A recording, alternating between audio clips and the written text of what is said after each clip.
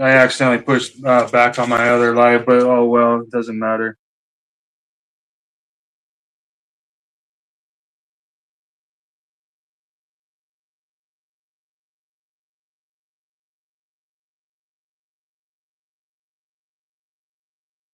Sentencing of Cleveland officer convicted of unlawfully detaining a man at.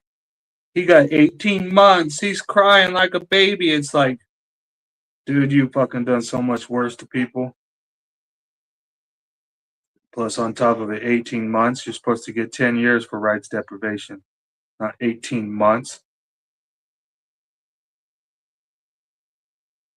Convicted of unlawfully detaining a man. No, that's a rights deprivation. It's not unlawfully detaining a man. That's a rights deprivation. 10 years in prison by law, not by my opinion.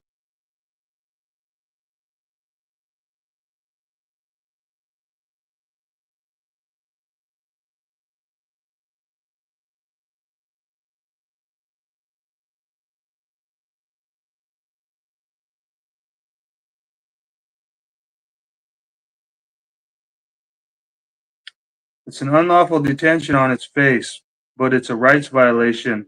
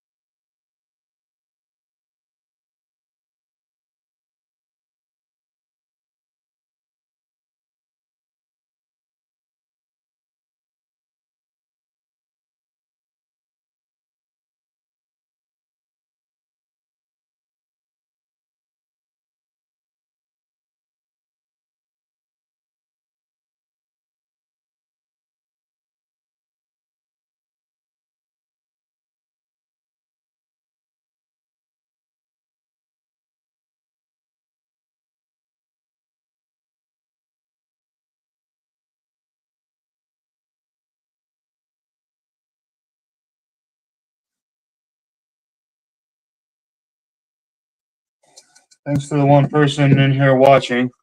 It's probably New Guru because he's fucking cool as shit, but I already know he's fucking cool as shit, but he fucking. I have a wife, I have fucking nieces and nephews, I have my sister, I have my mom, I have a lot of people that I love, I care about, I want to be around. I want to be around the trees in the forest. There's places I want to go that are spiritual to me.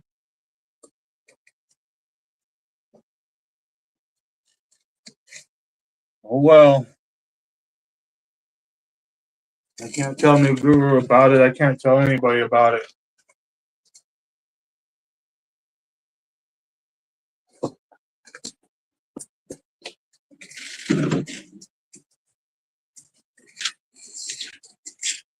I'm gonna watch a couple videos I'm gonna react to a couple videos and shit.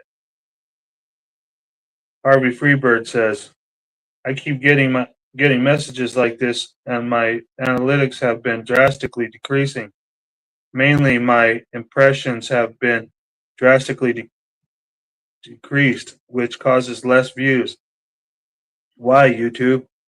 I've never had any community guideline violations, sustained privacy complaints, or copyright violations. I have a perfect record with YouTube, but they're not recommending or putting my content in my subscribers' feed anymore. So if you haven't been seeing me in a while, it's not because I haven't been posting. I'm still here. You basically have to go to my page or catch my notifications when I post, or you're not going to see my videos anymore. Thanks, everyone. It says, I think it's from Accountability Angel. It's a comment. It says, I don't know why I'm no longer getting my notifications for you. I just searched you up after thinking I hadn't been seeing you. Watching now. YouTube has, Harvey Freebird says YouTube has been screwing me over. They're not recommending my channel anymore or giving me impressions like they used to. I went from 11 million impressions a month to now it's 400,000 impressions a month. Yeah, but they fuck around with those numbers too. Like they always find a way to like fucking lessen the numbers so that you think you're getting less and less. Hey, Wanda Mize, it's good to see you. What is Jugglasses here too? Hey, thanks, Jugglasses.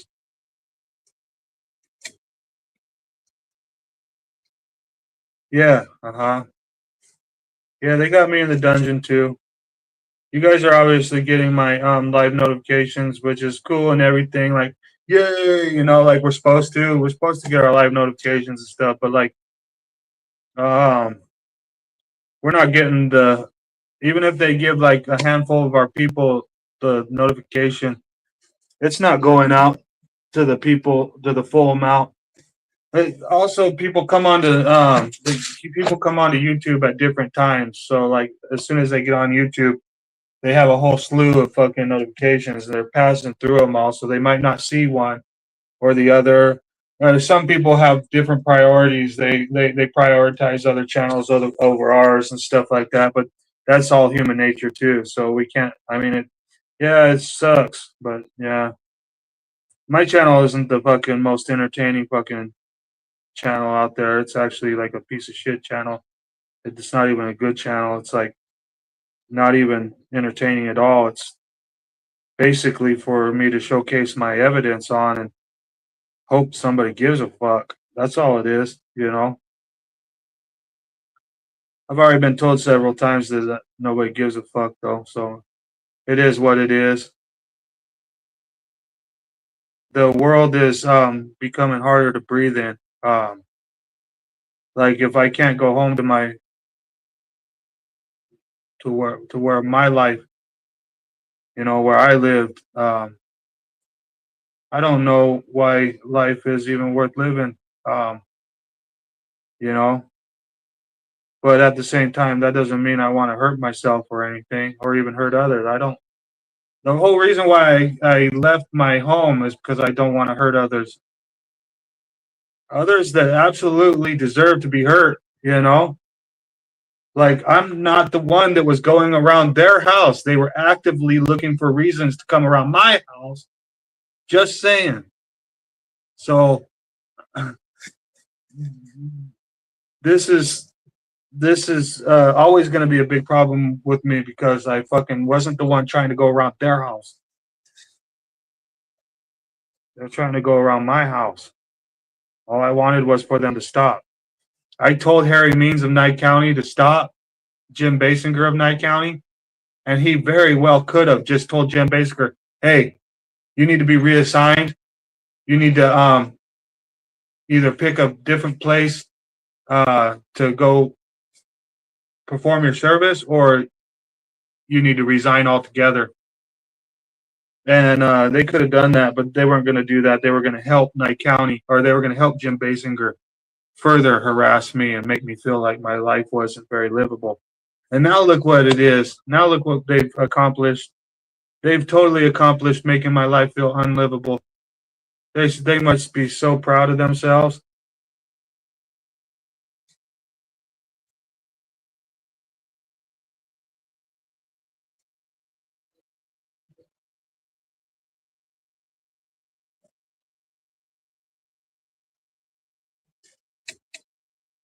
I have less than 4,000 supporters. Newer videographers have surpassed me. Oh, I know. Yeah, it's kind of weird when you see these newbies on the scene that come crushing through and totally get like 100,000 subscribers. They're so fucking cool. No, they are. That's good for them. I tell you. Surely, I tell you that is fucking hella cool for them.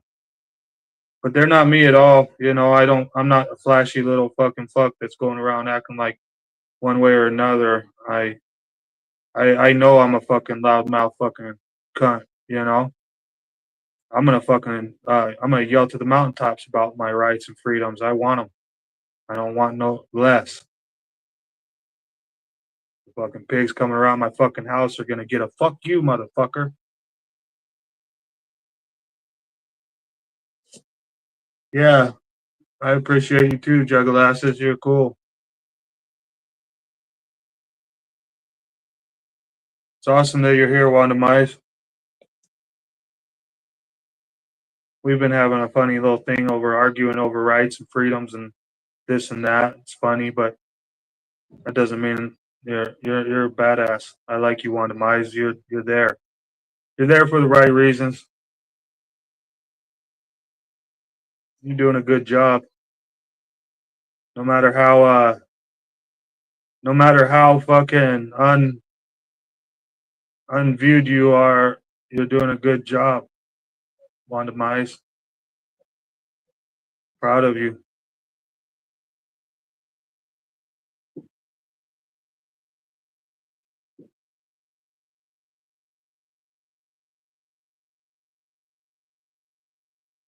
Same here. Yeah, I can be that too, Wanda Mize.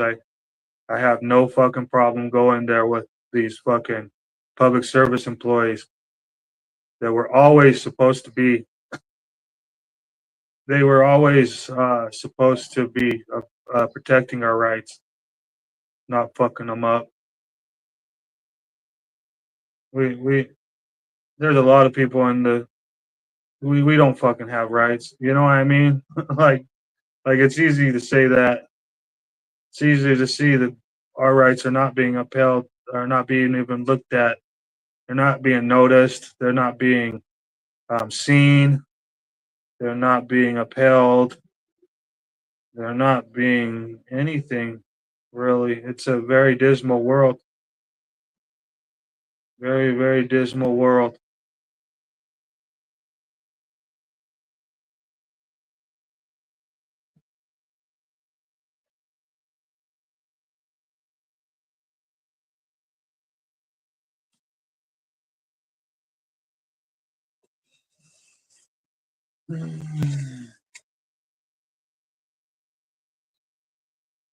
Yeah, we do. We have an organized crime syndicate. Hey, Nude Bacon. Good to see you, New Guru.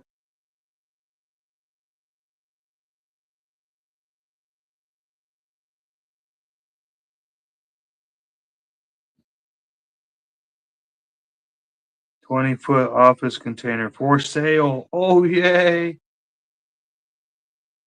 So like, I put like fucking 5 windows in a fucking hole behind your truck trailer. Now give me fucking $10,000.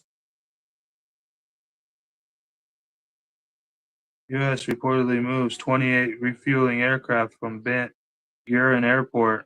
Yay! Stupid fucks. Material delivered off grid. Lumber delivery for what? Cop shot Lamborghini owner knows the law. That's funny. We have to make these videos like we as humans. I mean, not we as me and you, but it's like cops shocked Lamborghini owner knows the law. Like, what are you talking about, cop? You don't even fucking know the law. And I bet you the Lamborghini owner isn't even fucking knowing the law. And it'll say, shock the Lamborghini owner knows the law. But when I go to the fucking video and watch the video, it'll be, that's legal. That's illegal. This is legal. I have my legal rights. All my legal stuff. The fucking video, the title says, Cop shock Lamborghini owner knows the law. Go over there. I bet you it fucking says fucking, oh, that's legal. This is legal. I got my legal rights.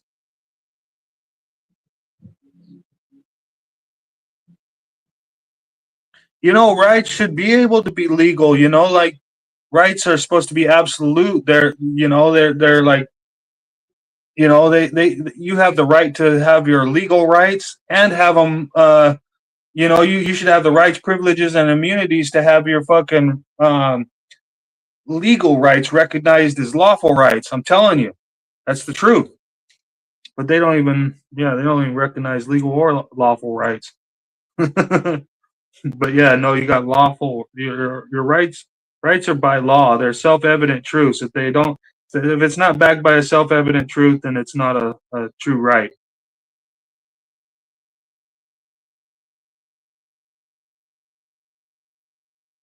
Because they got a lot of policies out there. They got a lot of statutes and policies. They even allow you to do a lot of things, but those aren't rights. Legal equals government's bitch. Yeah, well, legal equals contracts, things that you can agree to, things that you and I can agree upon, things that we can sign to for, monetarily.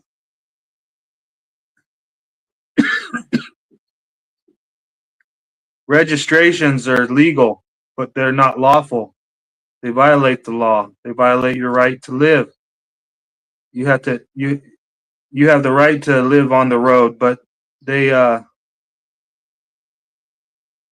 they want to limit that to only if you can pay. That's what makes it about legality, because you're paying for the registration. Therefore, it's not lawful anymore because you have to pay for it.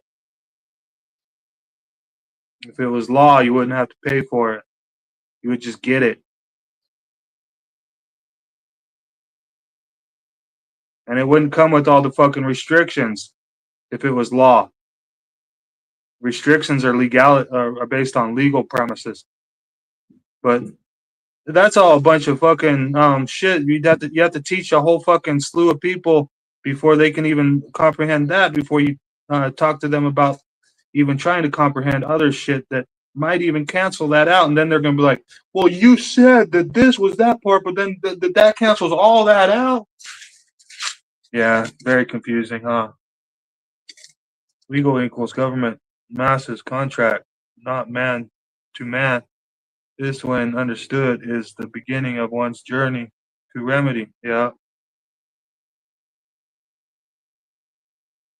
Yeah, this whole fucking idea of massa needs to go away. That, like, we know it's a thing now, but it should be that they're supposed to be serving for the sole benefit of the people, never acting like a massa. If they're acting like a massa, if you even think that they're acting like a massa, that's an accusation, either apparent or actual. They should be already stripping of their any kind of thing that would allow them to even think that they were a master. But yeah, they definitely think they own the public areas. We got these people in there acting like auditors, trying to fucking prove that no, there are areas. Shit, why do we even have to prove that there are areas? We must not have rights. We must not even have a government. We must not even have lives, because lives absolutely require rights to be observed and respected. But if your rights aren't being observed or respected, then you have no life. So, uh, with that said, I don't know what to tell you anymore. Another burnt side by side. Fuck yeah. Baby Buff is a liar. Who the fuck is Baby Buff? I'm the chief. When I ask for ID, you give it. Yes, sir, chief. You're such a big chief. You're the chiefiest chief of all chiefs, chief.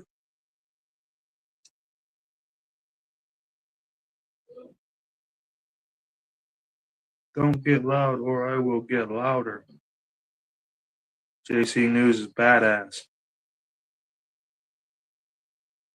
Good old man, you know. Holy shit, Jason Godet got somebody in his room with him.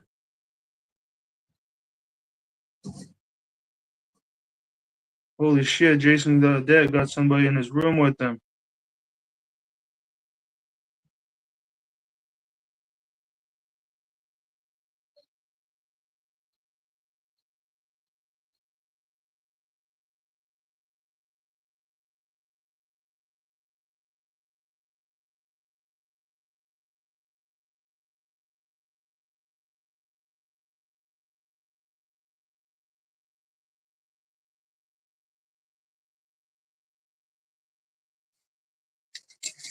These guys are funny. Jason Godet is funny as shit. I like him.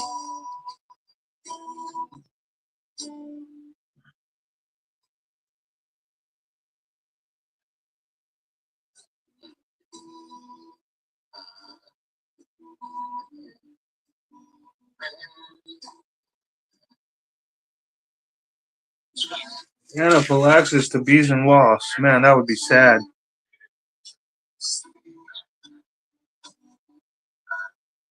Everybody on Earth should be able to feel a bee sting once in a while. You pay usury tax. It's Pimp Ho 101. You can vote on your pimp, but still a pimp. They are not your servants. You are their property. By choice, money equals tax. You pay to live. Yeah, I know, but that's what we're trying to stop, new guru. You know that though.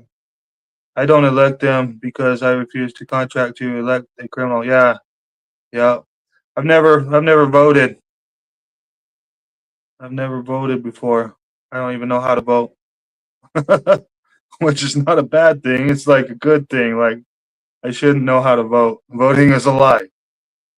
Makes fucking people think that they're fucking doing something. God. I'd rather work on my dirt bike than go down and fucking sign up for some stupid shit that fucking makes it look like I'm doing something that it's not. You know, you can almost guarantee that the shitbag is going to get voted for or whatever voted for. Like I would rather fucking throw rocks in a gully than fucking go down and fucking like waste my time fucking circling some numbers on a paper or whatever the fuck you have to do. Like stupid. 90% of the country is just like me. In fact, on election day, I don't ever see none of my motherfucking friends going down to vote. You know, not even the ones that are the douchebags. Like you know how you're friends with somebody, but they're also friends with somebody that you don't really get along with, and then like those people are even friends with even douchebaggier people. Yeah, I don't even see the douchebag acquaintances down the block fucking going to the vote. But they keep on telling us that we're all voting and this and that.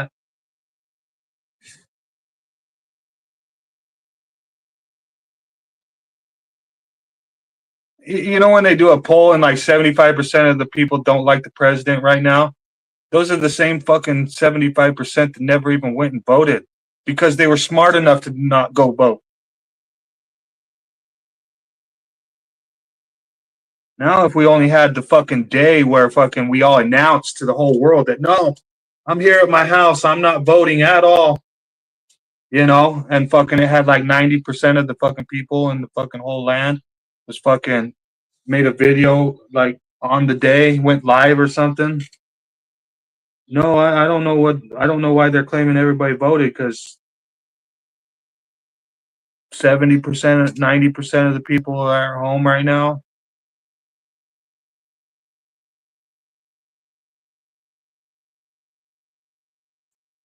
Yeah, yeah. Somebody else on Jason Godet's channel was saying they're allergic to bee stings too.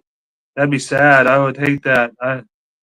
I love bee stings. You know, I mean, you don't love bee stings, but when you get a chance to get them, they're like it does things to you. You know, they have a little they got a little venom in them that like makes your body feel like your joints don't feel like they're swimming in a vat of liquid. You know, it's like, oh man, did somebody come around and grease me up?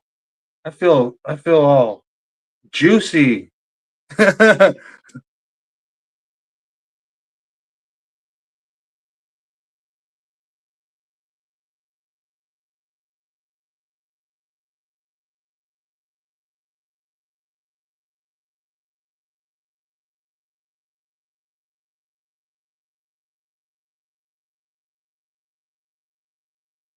Yeah, yeah.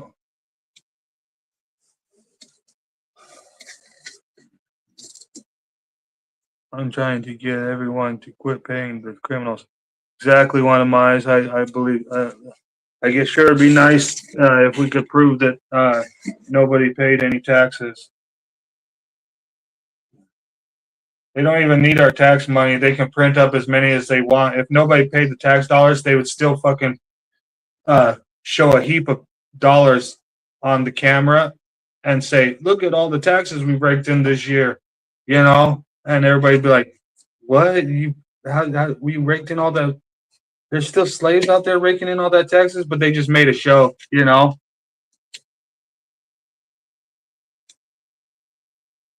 Complaints, petitions, protests do nothing. Exactly. If they can't, if the public service employees won't just automatically fire each other, uh, then they're not going to fucking redress your grievance. So basically, if you live in a world where the public service employees don't fire each other, you are already living in a world where they're not going to redress your grievances. Protest is useless.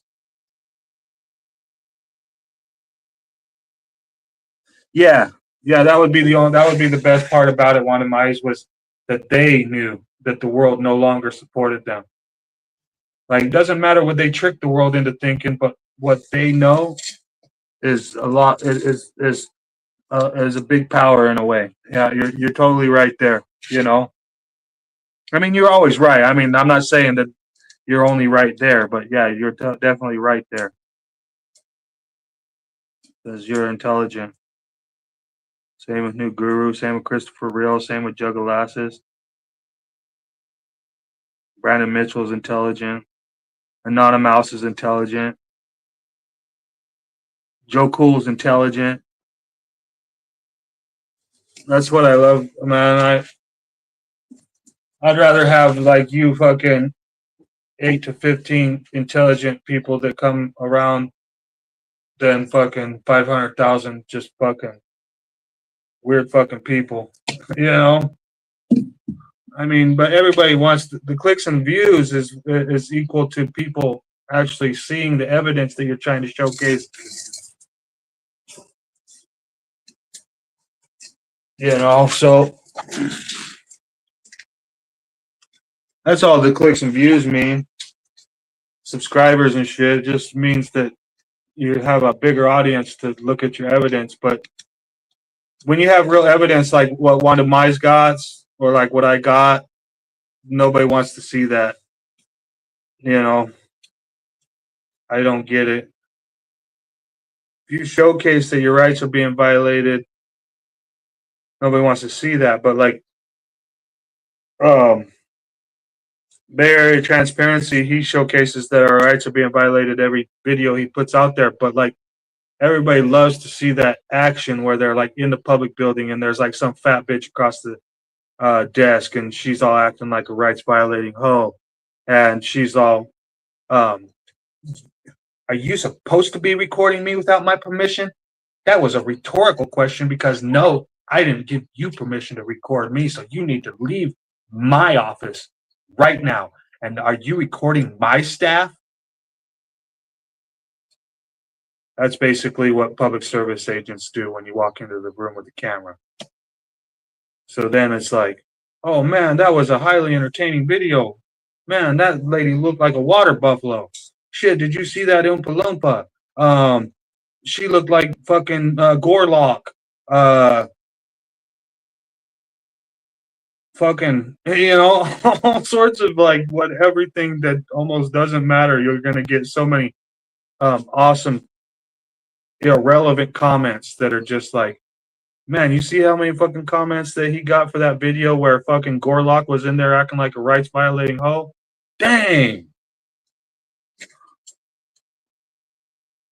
Driver's license, registrations, property taxes, quit registering their businesses. Yeah, exactly. There's no reason to include the government. The government doesn't help, and there's no benefit to include the government. Only harm comes from contracting with the government. Exactly. Yep.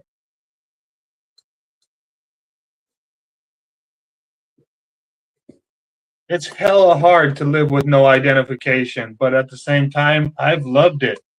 You know what I mean? Like, the only problem I have with living with no identification is everybody else that fucking wants to force me to have an identification sneaking up around me and bothering me, you know, because they know for a fact that if they can bother me, then they can fucking make me look like I need registration more.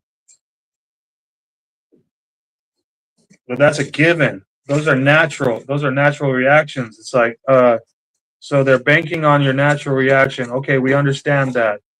Does that mean you stop naturally reacting, or does that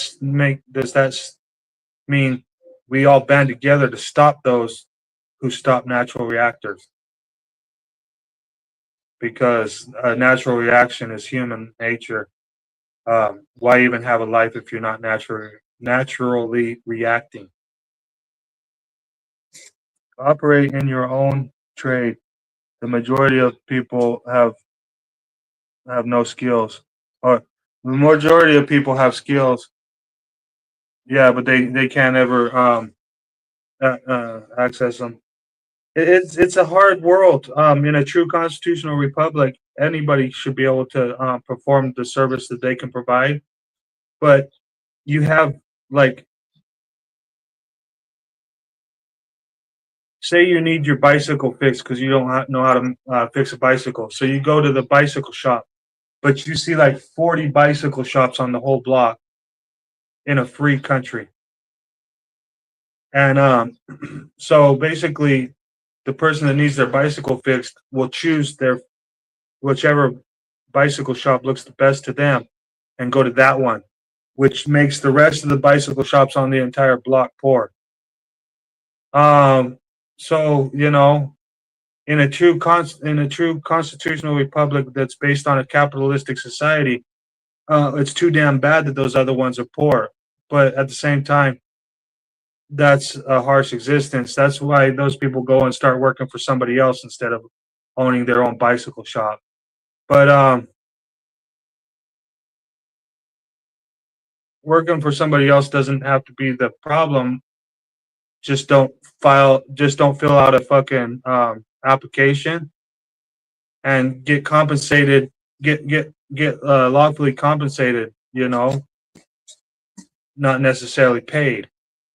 You know, never would there be a contract for pay. It would just be getting lawfully contracted. Lawfully um, compensated for your labor. Constructional republic, constructional republic, cooperate terms equals bat massive system once again. Yeah, yeah. But you don't get it though. I mean, you do get it. I know you get it, but at the same time, like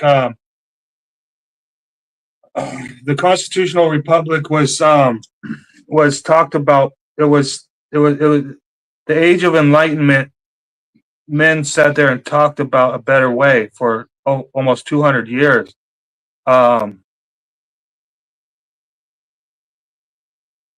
See, I understand that, new guru. I understood that. It said constructional, but you meant constitutional. But yeah, I actually believe that the a true constitutional federal republic is anarchy. It's nation of a nation of sovereign individuals who are able to do what they want unless they're harming others. But that's not what we have today. So, like, you're right, new guru, to think that you don't want anything to do with the constitutional republic. But you've never seen a constitutional republic, so why you even say that? You know what I mean? You've never even seen the Constitution work. Okay, so while I understand that you wouldn't want to live in a constitutional republic, you've never seen one work. Men talked about better way. These are narratives. It's all semantical. If you try and use this to convince minds that believe in masses' ways, you are done. Yeah, possibly, maybe, Yeah. Um, yeah, you I I don't know where you come from. Yep, I don't know where you're coming from on that. I understand what you're saying, but I don't know where you're coming from on that because um, I've I got ancestry. Like it's not only what's been handed down from generation to generation. Fucking you know, some people feel their fucking heritage in their soul. Some people feel. Some people have clairvoyance. They they've lived in a past life where in the same existence as their ancestry. So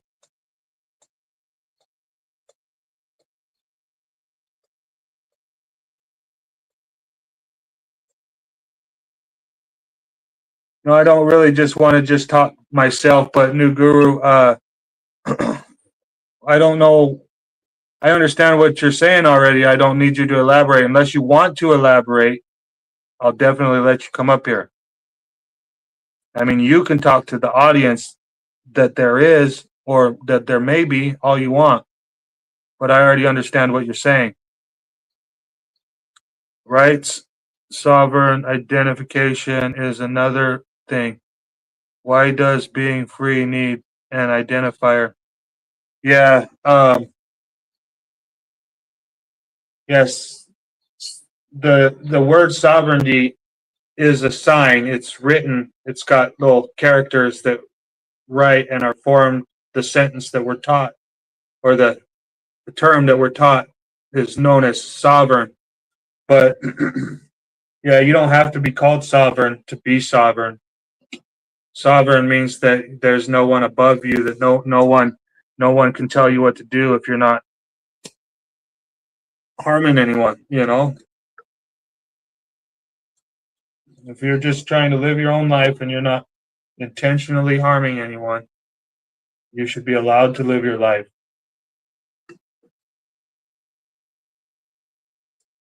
That's sovereignty. But yeah, we don't actually need to be called sovereign as an identifying mark. I don't use the term sovereignty as an identifier. I use the term sovereignty as a state of being. It's like, it's almost like goose fra ba, it's a state of being. It's not actually an identifier. Your sovereignty is something that you have whether you like it or not. Sovereignty can only be disrespected or respected. It's the same thing as rights.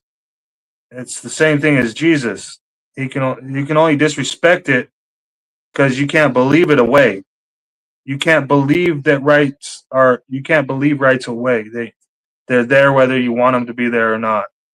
They're inherent. They speak for themselves. They're natural occurrences.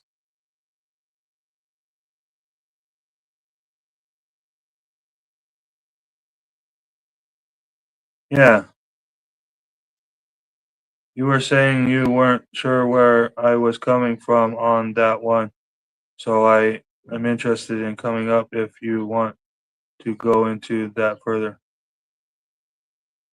Yeah, I wasn't sure where you're coming from on the part where, because I'm coming from the point where I fucking actually know about my heritage and my ancestry, and um, my ancestor was drawn and quartered by the English, and that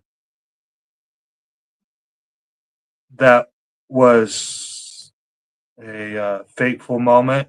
Like, it created a rift in time, where no longer would it didn't just affect the time and the day that it happened on. It affected centuries and kinfolk to come. Okay, that's where I'm coming from, New Guru. That's where I mean I knew where you're coming from. I just don't know exactly. I don't know your history, but I know my history, and I know for a fact that my history is a long road of English oppression.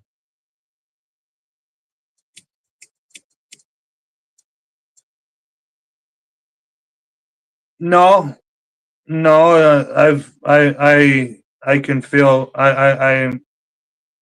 I can feel my heritage. I'm not Irish, by want or teaching. I'm Irish by blood and by I'm Irish. I'm Irish by heritage. Like there was a rift in time that set itself in the soul.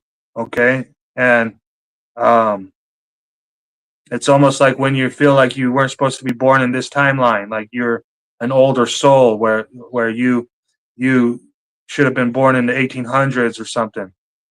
But for me, it's more like the 14 and 1500s. And there was a time, and not only my ancestors'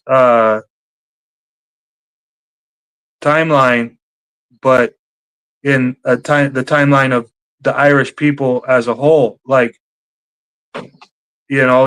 you'll never be the same. If you take something from somebody, they will never be the same. Okay, so like my family had uh, an entire an entire like gale. They had like that they every everything they had to offer for their family was basically stripping, so that their family never more could enjoy what they were enjoying. So never more will their family ever be the same. So basically when my ancestor was drawn and quartered, they drew and quartered all of us. They start by hanging you, and then when you're just about dead, they release you from hanging, and they stretch you out, and they cut off your junk, and they gut you from your junk to your chest, pull all your intestines out, sometimes cooking your intestines while you're still alive. Then, when uh, they want to, they rip your heart out. And then after they've killed you, they chop off your head and they dismember your body and then hang your body throughout the county.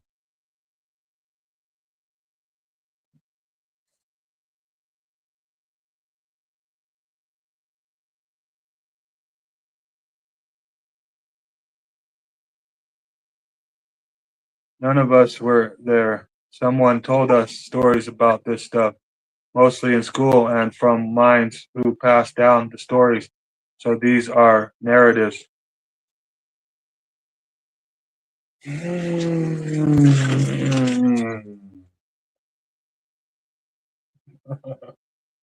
Fuck. Yeah. Shit.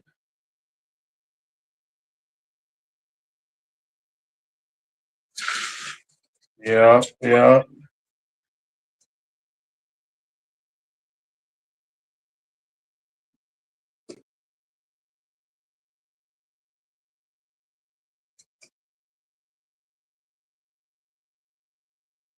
Why don't I live in Kildare or Wicklow when why was I born in the United States if it was just a story? Why wasn't I born in Wicklow or Kildare, huh?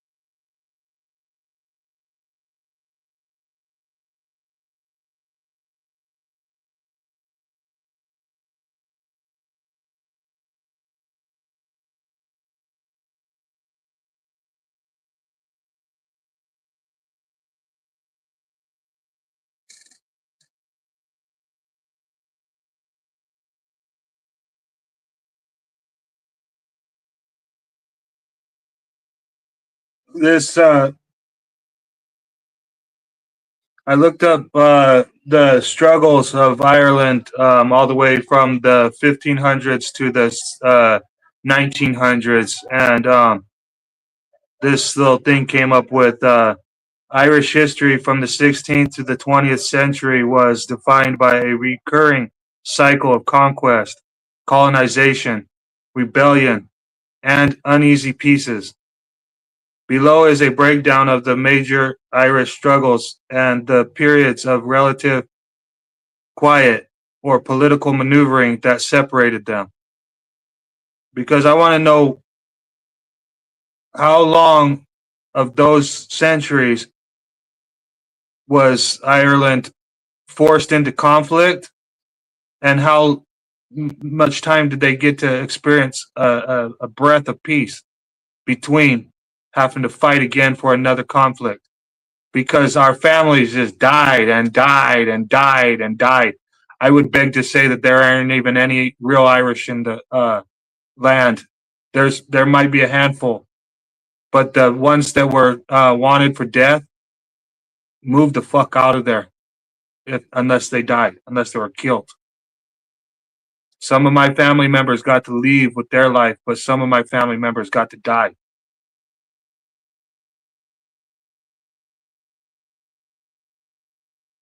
16th century Tudor conquest and plantations. This is around the time that my family member was drawn and quartered. The struggle. The Tudor monarchs sought to bring Ireland fully under English control and impose the Protestant Reformation on a predominantly Catholic population. This sparked the Desmond Rebellions and the 9 Years' War, led by Hugh O'Neill. 1579 to 1583, 1594 to 1603. So that's basically, that's only 4. But that one right there is like 20. So that's like 25 years of war with 9 years of peace between.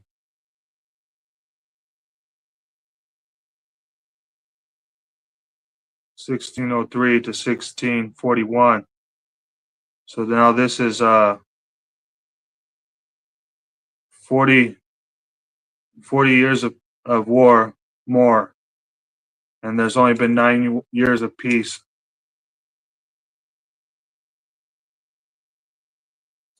So we're at like 60 something years of war with 9 years of peace, and now you're in the 1600s.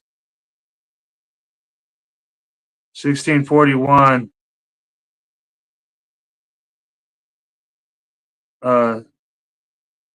leading to the brutal Irish Catholics and Royalists rebelled in 1641, leading to the brutal Cromwellian conquest. 1649 to 1653. So that's 60 something plus somewhere around 5 more years. So like almost 70 years of war with only 9 years of peace so far.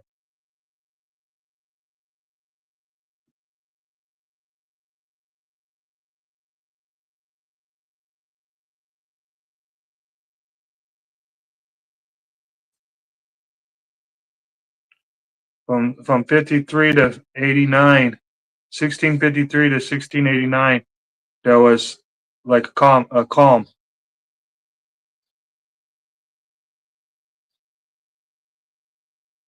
And in 1689, it started back up till 1691.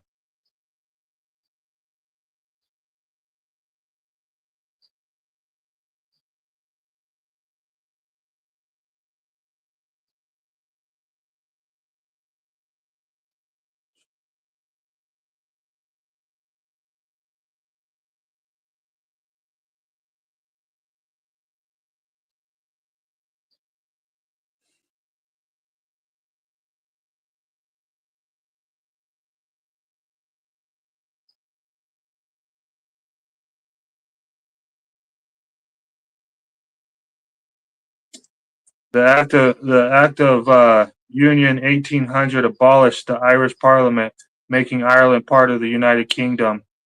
So in 1800, how disgusting is that? This century saw massive trauma, most notably the Great Famine, which was 1845 to 1852, which was exacerbated by British economic policies. It also saw the failed Young Irelander Rebellion, 1848, the Fenian Rising, 1867, and the violent Land War, 1879 to 1882, where tenant farmers fought against exorbitant rents and evictions. The break, 1882 to 1890s, the later part of the century transitioned from armed conflict to parliamentary constitutionalism. The Irish Parliamentary Party, led by Charles Stewart Parnell, utilized the balance of power in the British Parliament to secure significant land reforms, making it easier for tenant farmers to buy their land. They spent the late 1880s and 1890s fighting for home rule, domestic self-government. And into the 20th century, in the 1900s, it became violent again. Geez, all the way to 1914. Says there was an explosion of violence in 1916. Irish Civil War, Irish War of Independence. You see, it's funny when they say Irish Civil War. Like, no, it's always been about the English stealing, taking, killing, oppressing. No sovereignty. And government will love it when you try to bring these up. In BSMNT. I don't know what that. Oh, in the basement. Oh, in the basement. Oh, okay, sorry, bro. No. I invite guests. I need to go here. Pop at the stage. No worries. What's happened? Oh, I don't know. Nada. You all right? Just being. Just being is Yeah. I don't know about that. You know. I'd rather not live in a fucking. I'd rather not live oppressed for centuries. Yeah. I guess it's a matter of perspective in a way, and also decisions when it comes to that. You know, men can oppress each other at any given time, and you know, I live most of my time in nature, and at any given time I could get attacked by a bear. You could say the bear oppressed me, right? That's part of nature. Yeah. Don't get me Parents- wrong, though. I'm not saying men oppressing men is. It's actually anti-intelligent to do that, right? It's stupid. It's really stupid. Do what? For men to oppress other men, it's stupid. It's unnecessary. Rather than just cooperate, right? It's retarded. Oppression is retarded. It's unnecessary. Yeah. But it happens because minds are deluded into thinking certain things, such as favorable entitlement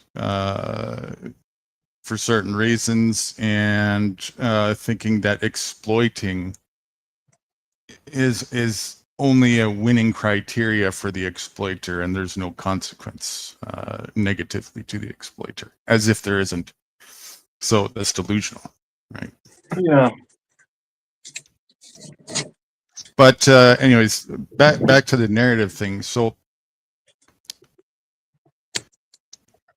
have you ever questioned where these narratives come from? Like I know you're reading that right a minute ago. Yeah. And that even Well, given when I was born, my mom's name was Burns, and Burns is a weird name because when you're a kid, you learn that getting burnt, that burning, that there's burn. The word burn means to get like a really hot spot that burns you. You know what I mean? So then yes, you that's start wondering. demonstratable. So then you start wondering why your name is Burns, right? Or like if your last name was Wood, you would start wondering why your last name was Wood. And then, like for me, when I was a kid, our grandpa had a coat of arms, that was carved on an old board, and it was painted in the family colors, which is red and white, right? And then it's Irish coat of arms for the O'Byrne clan, and it's basically a knight's helmet with red and white feathers coming out of the top, and it says Certavia Vici. Mm-hmm. And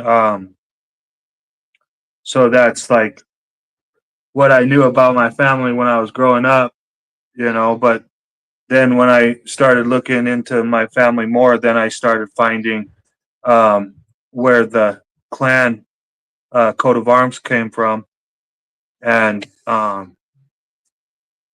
it started somewhere in the 1400s with this King Malmorda,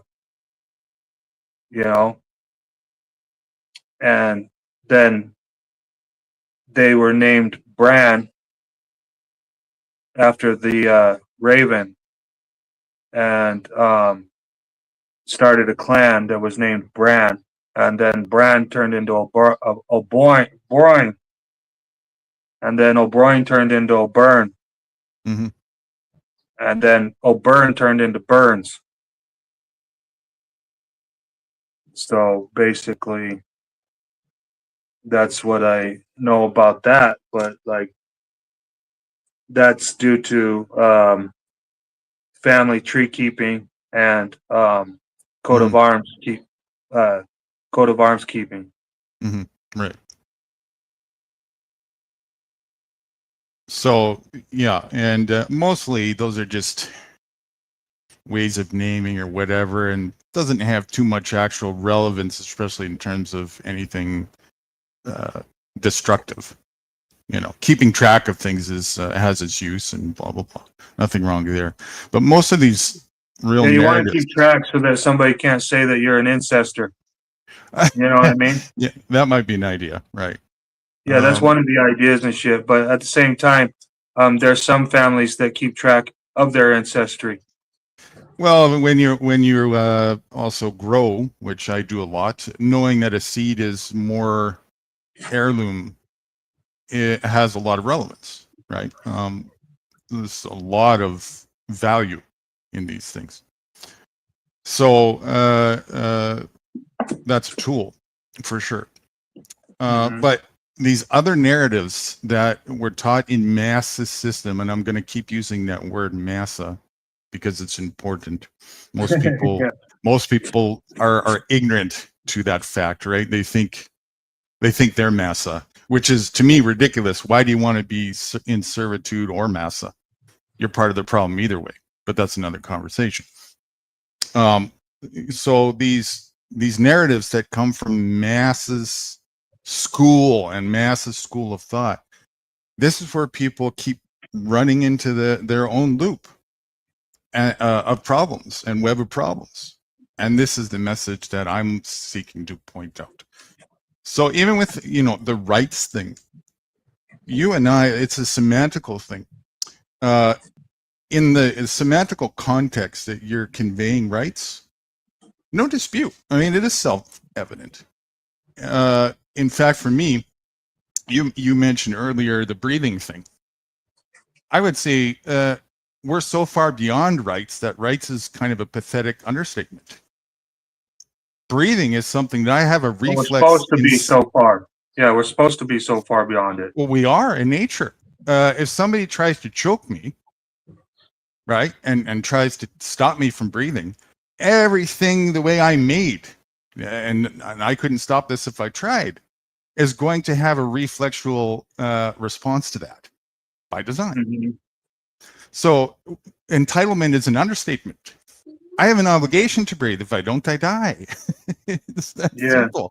And the basis of whether I'm entitled to that is more opinionated, and it doesn't matter. Opinions have no basis of facts of the matter in reality.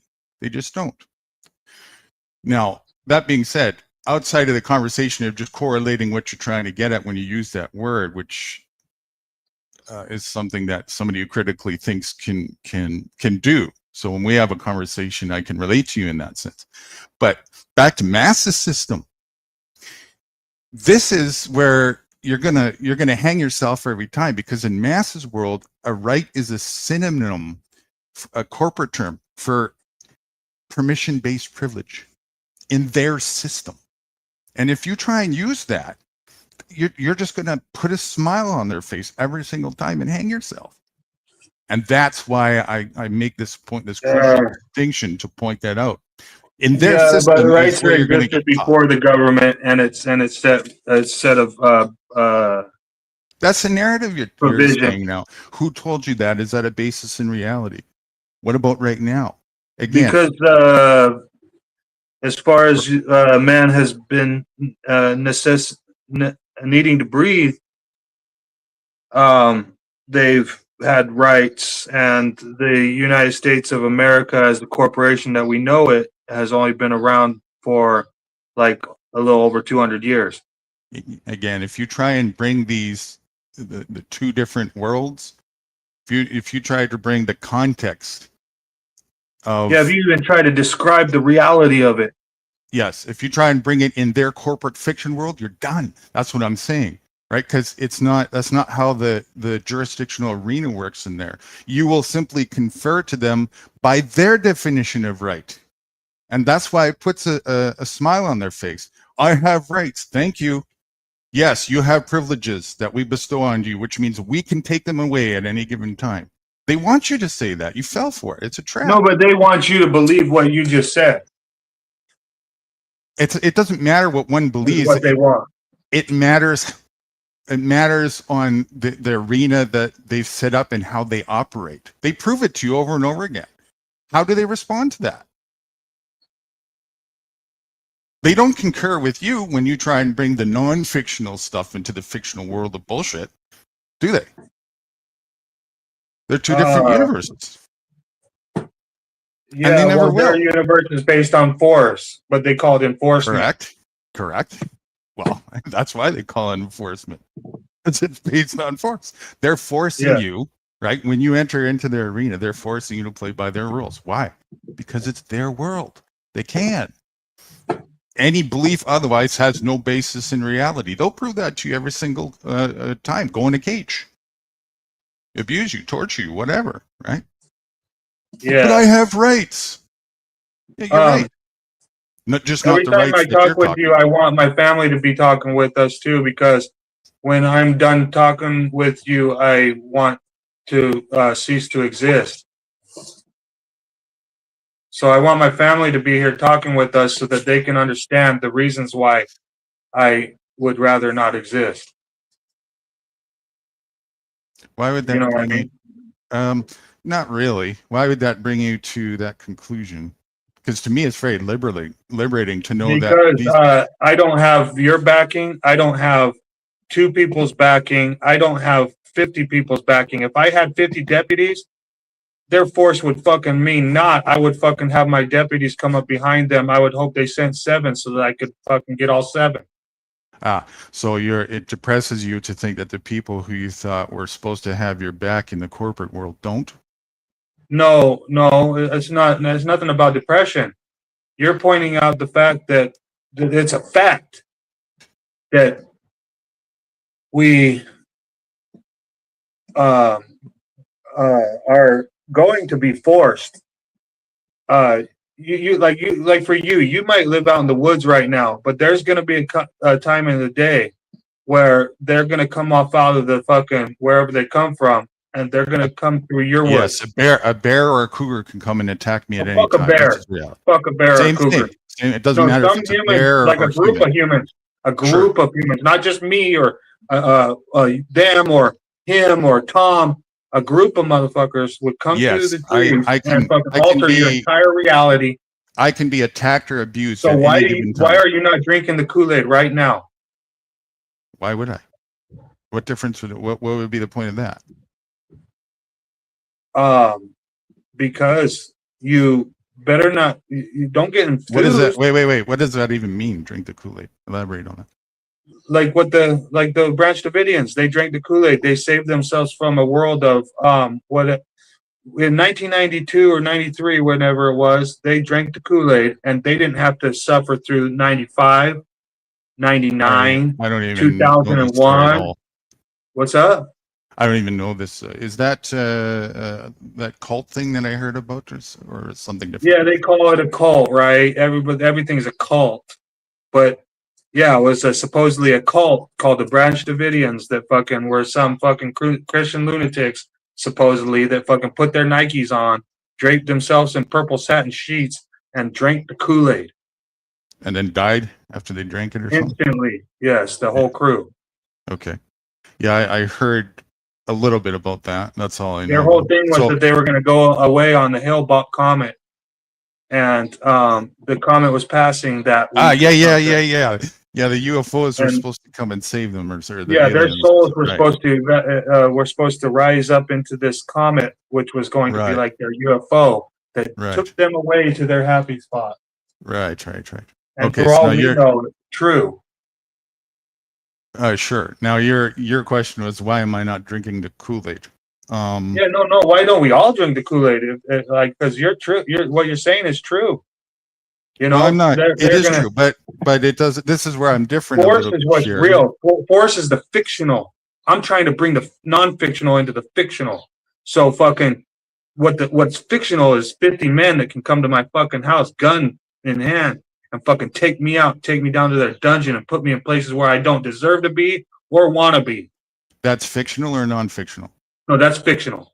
No, that's not fictional. That's the reality. Okay, that's non-fictional. That's reality. Yeah, non-fictional. Yes. Sorry. Yes. Yeah. That's reality. So for me, non-fiction. Sorry, I was dyslexic. No worries. I was born and lived and grew up in a very oppressive environment, incredibly abused, like you wouldn't believe. And even with all of that, I guess it's very liberating to have figured out what I figured out. But even still, with that reality, I'm not disturbed by it. I'm not swallowed by it. I'm still grateful to have a life, to have a breath.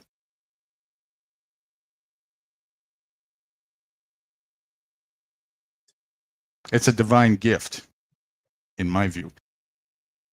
Mm-hmm. Now, if I was literally in a cage being tortured with a whip and chains or something every single day, it'd be hard to keep that mindset every single moment of that. No doubt about it, right? But that still doesn't change that it still is, and this is just part of reality. I could off myself, you could off yourself, and I guess that just ends that dilemma. But what if you're in another one right after? You don't know. What if you're in a worse one? Like, what if the dilemma is like worse than this one?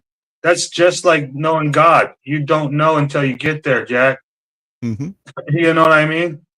It's like that's like hoping for fucking counterfeit money. It's like it's not even going to be real unless you even try to fucking see if it's real. You know, this existence, this entire thing that we know about the world or the fucking afterlife or even the goddamn universe is all fucking fictitious. It's irrelevant. We're but fucking little fucking spooges in a fucking petri dish. Absolutely. This world is irrelevant. The love that we get for each other, fuck that. You know, Man, all this shit. What you're describing is perfect because it's like that's what you said right there is what the realization of that, which I had a long time ago, sparked me to look for, well, what is it about then? And thank God it's not about that, because then I would be really depressed and I probably would have offed myself a long time ago. Yeah, but what is it about? Is it about bringing the fictitious into the non-fictitious? No, what difference would that make? I mean, you can't. That's like trying to bring dryness into water. You know, it's not about bringing the non. As soon as you try to bring the non-fictitious things into the fictitious world, they'll prove to you why that doesn't exist. Yeah, exactly, and that's part of the bait, right? That's it's all to set you up to get focused on distraction, and when you're distracted, guess what you are? Easily exploitable. Yeah. Right? Mass's number one tool. Distracting content, not that's like the one way to look at it right there, you know, like easily exploitable, you know. Yes. I'm highly exploitable because I had pride in my home and my the area where I live, my family and friends, and they could just come around and just harass me a little bit, and I would protest them. And then they could use my protest against me to fucking make me feel like I was the crazy one until they, while they were fucking actively committing crimes against me until I defended myself against their crimes.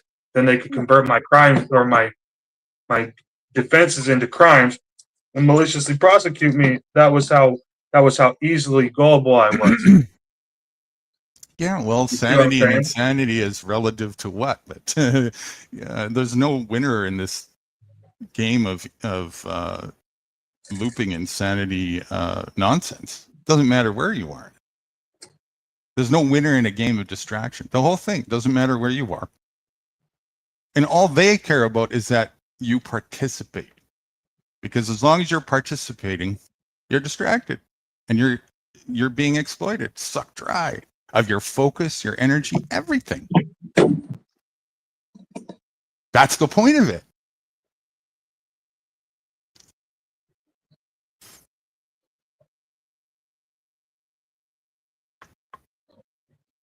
Outside of that, though, you'll start to understand what abundance is. I don't need no fucking rights to breathe. I don't give a shit what somebody's opinion is. You have a right to eat when you're hungry. I have an obligation to eat when I got a responsibility. If I don't, I die. I absolutely need my right to be able to go home and live peacefully around my house without free from harassment. I absolutely need that right. If you can't offer me that right, then my life is hanging in the balance because I either have to defend myself or I have to flee from everything I love. So I absolutely need the right now to go home. Yeah. And fucking be able to live at my house without county enforcement fuck faces coming anywhere near it to try to tell me how to fucking live.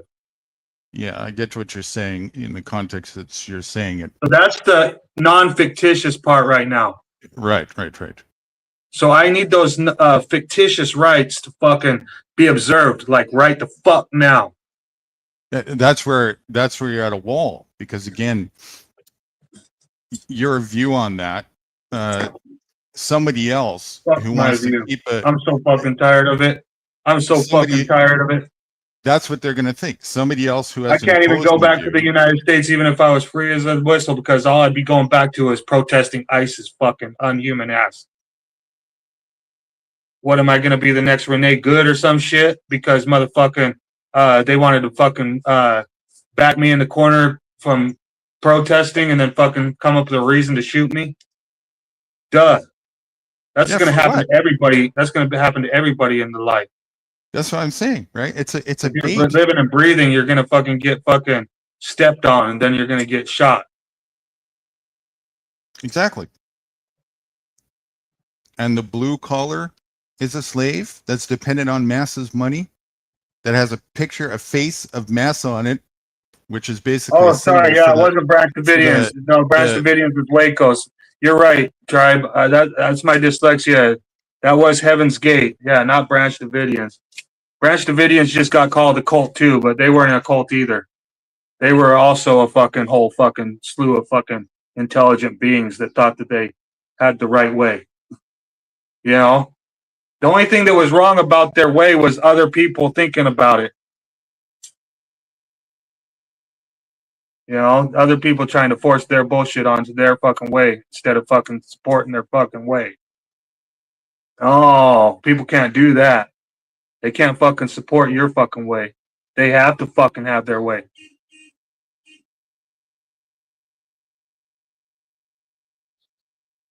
Nobody gives a fuck about anybody in the motherfucking world. I could even say that about some of my own family members. You know what I mean? Like, but not go into fucking private fucking bullshit. Not only that, if you haven't noticed, they don't have any obligation to give a fuck about anything. Yeah, they don't got no obligation to.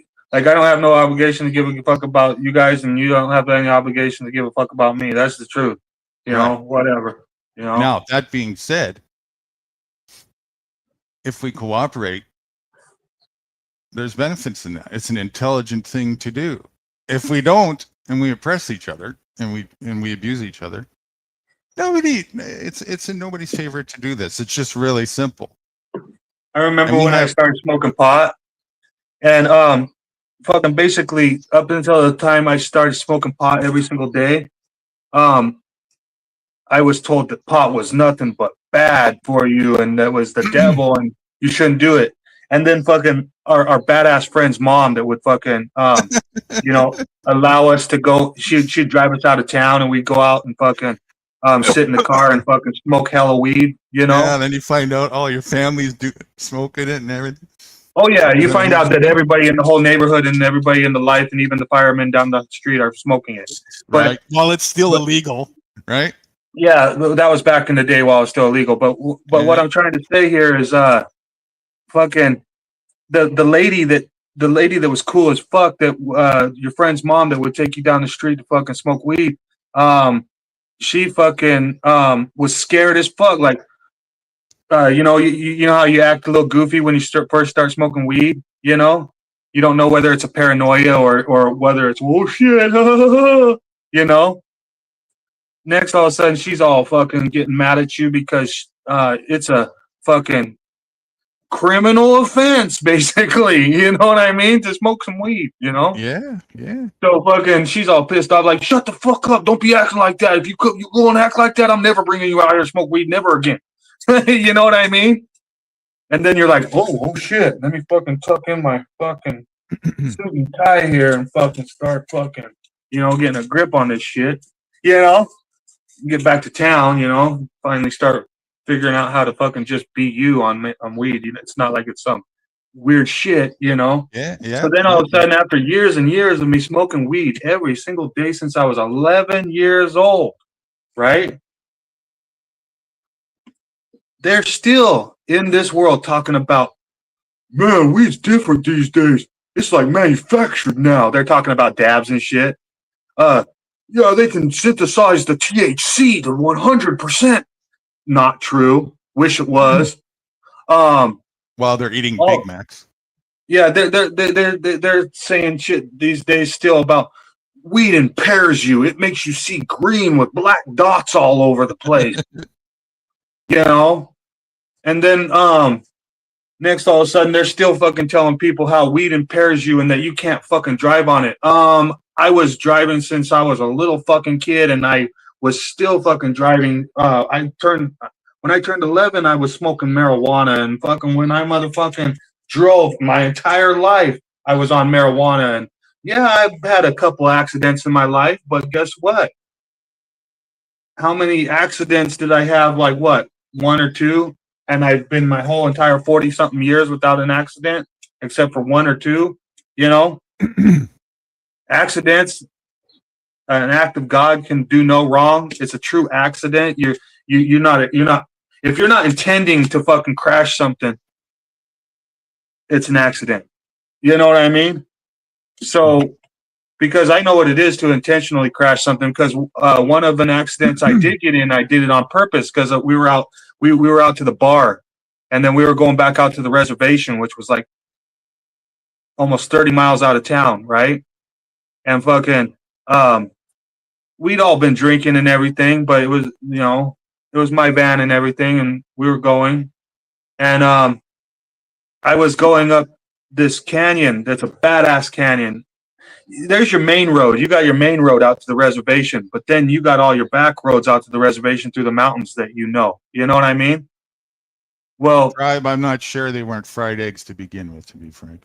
I was on the back. I was on the back road to the back road. Like most people take this canyon to go up to on the back road, but I took the canyon. I take the canyon in the middle. It's way cooler. It's more narrow. It's got a little bit more hazards, but it's like way faster from where I was going, for one, and for two, it's a lot less travel, lot less terrorists on the road. You know what I mean? Because there's not many people on it. You know, I like that. I like the places where not a lot of people can go. You know, well, anyways, we're going through this canyon real, pretty fast. Like most people is going to most people are going to do like 10. Some people are going to do 20, but I do 40 through the canyon. You know what I mean? Well, my adopted sister, her family adopted me when I was a kid. She's my same age. She was a badass. It's not like she was a pussy or anything, but she's telling me to slow down, which I didn't have to slow down, but I could have, but I didn't want to because I was having fun. So she kept on telling me to slow down about it, and fucking I told her, I said, if you don't quit telling me to slow down, I'm going to just park this fucker in the next tree. And she didn't quit telling me to slow down, so I just picked a stump and fucking centered that bitch with my radiator. You know what I mean? And then we had to walk all the way the rest of the miles through the mountains, But yeah, it was fun too because we were all fucking buzzed up and we all were walking in the night, in the night. It's fucking beautiful out there at night, But anyways, yeah, so I've wrecked a couple times in my life, but it wasn't never because of weed. You know what I mean? Because I've lived on weed since I was 11 years old, almost every single day. I've went a year and 7 months in jail where I didn't smoke weed. And then I've went a week before I went to Job Corps. And then a slight while I was in Job Corps. And then the rest of the time I smoked fucking weed, once I was used to the program, and I knew all the limitations. But yeah, I never did anything at Job Corps to get kicked out, but I did a couple things that I was almost about to get kicked out for. But one thing both things they couldn't fucking prove. For one, I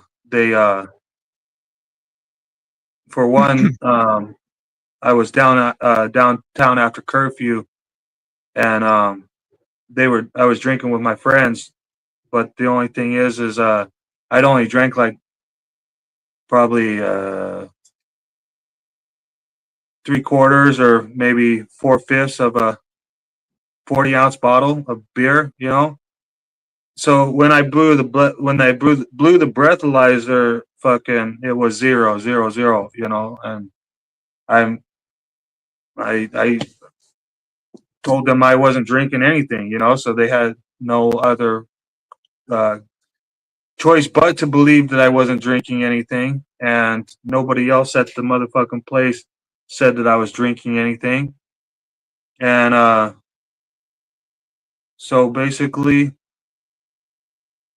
I basically blew a 0, 0, 0, 0. So I don't know what to tell them other than I wasn't drinking nothing. You know what I mean? Sorry to say, you know, but that's the truth. You know? We're in legal fiction world anyway. Who cares? No, no, no. Like well, I don't give a fuck if anybody knows that now. You know, because like basically, it wasn't unlawful for me to be downtown drinking when I was 16 years old back then. You know what I mean? What is that, like, hurt somebody's feelings that I was 16 years old and I had a 40 ounce? You know what I mean? Like, that's not a crime. Never will be Right. a crime. You Right. know? But in their world of fictional bullshit, it will yeah. be. Right. Yeah, in their world of fictional bullshit, it could be, you know, And that's because where they the always two got worlds discretion. are. Yeah, that's where the two worlds, they don't collaborate. They're opposite ends of the spectrum. It's yin and yang. Yeah, and I live in the real world and not in their little fucking whatchamacallit, Stockholm syndrome world where I have to lie to myself just to get along, to go along. Yeah, for a lot of the parts, except I still see you wanting to try and make some of that massa stuff the opposite of what it actually is, and getting entangled and caught up in that. And that's where you hear me putting the reminders and the things in the chat. You know? But listen, no matter where you fucking go, there's going to be somebody there that's going to want to try to fucking tell your ass what to do. So there has to be a limitation on that. Well, the limitation is how far are you willing to go to prevent that from happening to yourself? That's where the limit is. Other than that, yeah, but there's a couple different ways to go with that, because you do have the lawful right to defend yourself, so you can defend yourself all the way. But now, if you do defend yourself all the way, somebody might think that you weren't supposed to defend yourself in that situation because all he did was push you. You're in reality now. That you're in a state of war. All he did was push you, and you stabbed him in the heart for that. Yeah, you weren't supposed to do that. You were supposed to let him push you as much as he wanted to. Really, supposed to comes back down to an opinion again. And yeah, but I'm talking about that fucking shit that just happened. I'm being maliciously prosecuted for my defenses, and they make this fucking kid into a black and white issue. That kid absolutely should have fucking stabbed that fucking kid. I don't give a shit if he was white or black or green. The black kid should have absolutely stabbed the white kid. Okay? It doesn't matter if I did. But they should have. The white kid should have been taught to not put his hands on other fucking people unlawfully. I mean, I don't know what is the context here. What happened? It's this Carmelo Anthony case with this Austin kid. I don't know the Austin kid's name. It's all about Carmelo Anthony and his blackness.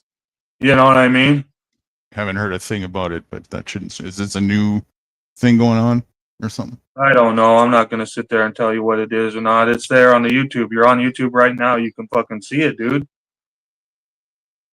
I haven't heard a thing about it until you just mentioned it, so I don't know. Yeah. If you're on YouTube, I mean, you would be able to see it. But if you haven't heard about it, then I don't know how you didn't see it. It's fucking this. It's a fucking entire case study.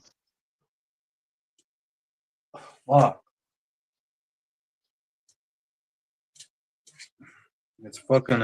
It's ultimately annoying because everybody's like, oh, the black kid, oh, the white kid, oh, look at the daddy's a racist, which is true. Which is true. All of it's true. All of it's relevant. But what the fucking part that they're missing out on was that it was about self-defense. And the kid, okay, he wasn't supposed to be under the tent. But the other kid doesn't need to go over there and fucking like try to grab him over it. And then that kid fucking stabbed him with a knife in the heart. So it's like, what the fuck? All he did was push you and you stabbed him in the heart. I'm sure the little kid didn't mean to stab him in the heart. He was probably just like, get the fuck off me. You know what I mean? And it got him in the motherfucking heart. Corey, you're right. I've been living under a rock. Now, if you can find which rock. Yeah, he's been living on. You know, he lives in the bark of a tree. He don't live under a rock.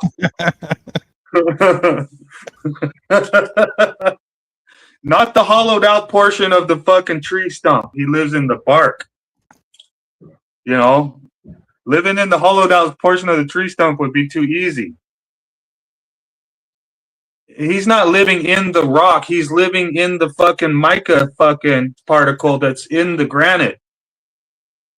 Well, I actually live in me, but that's probably too deep for most of the brains around here.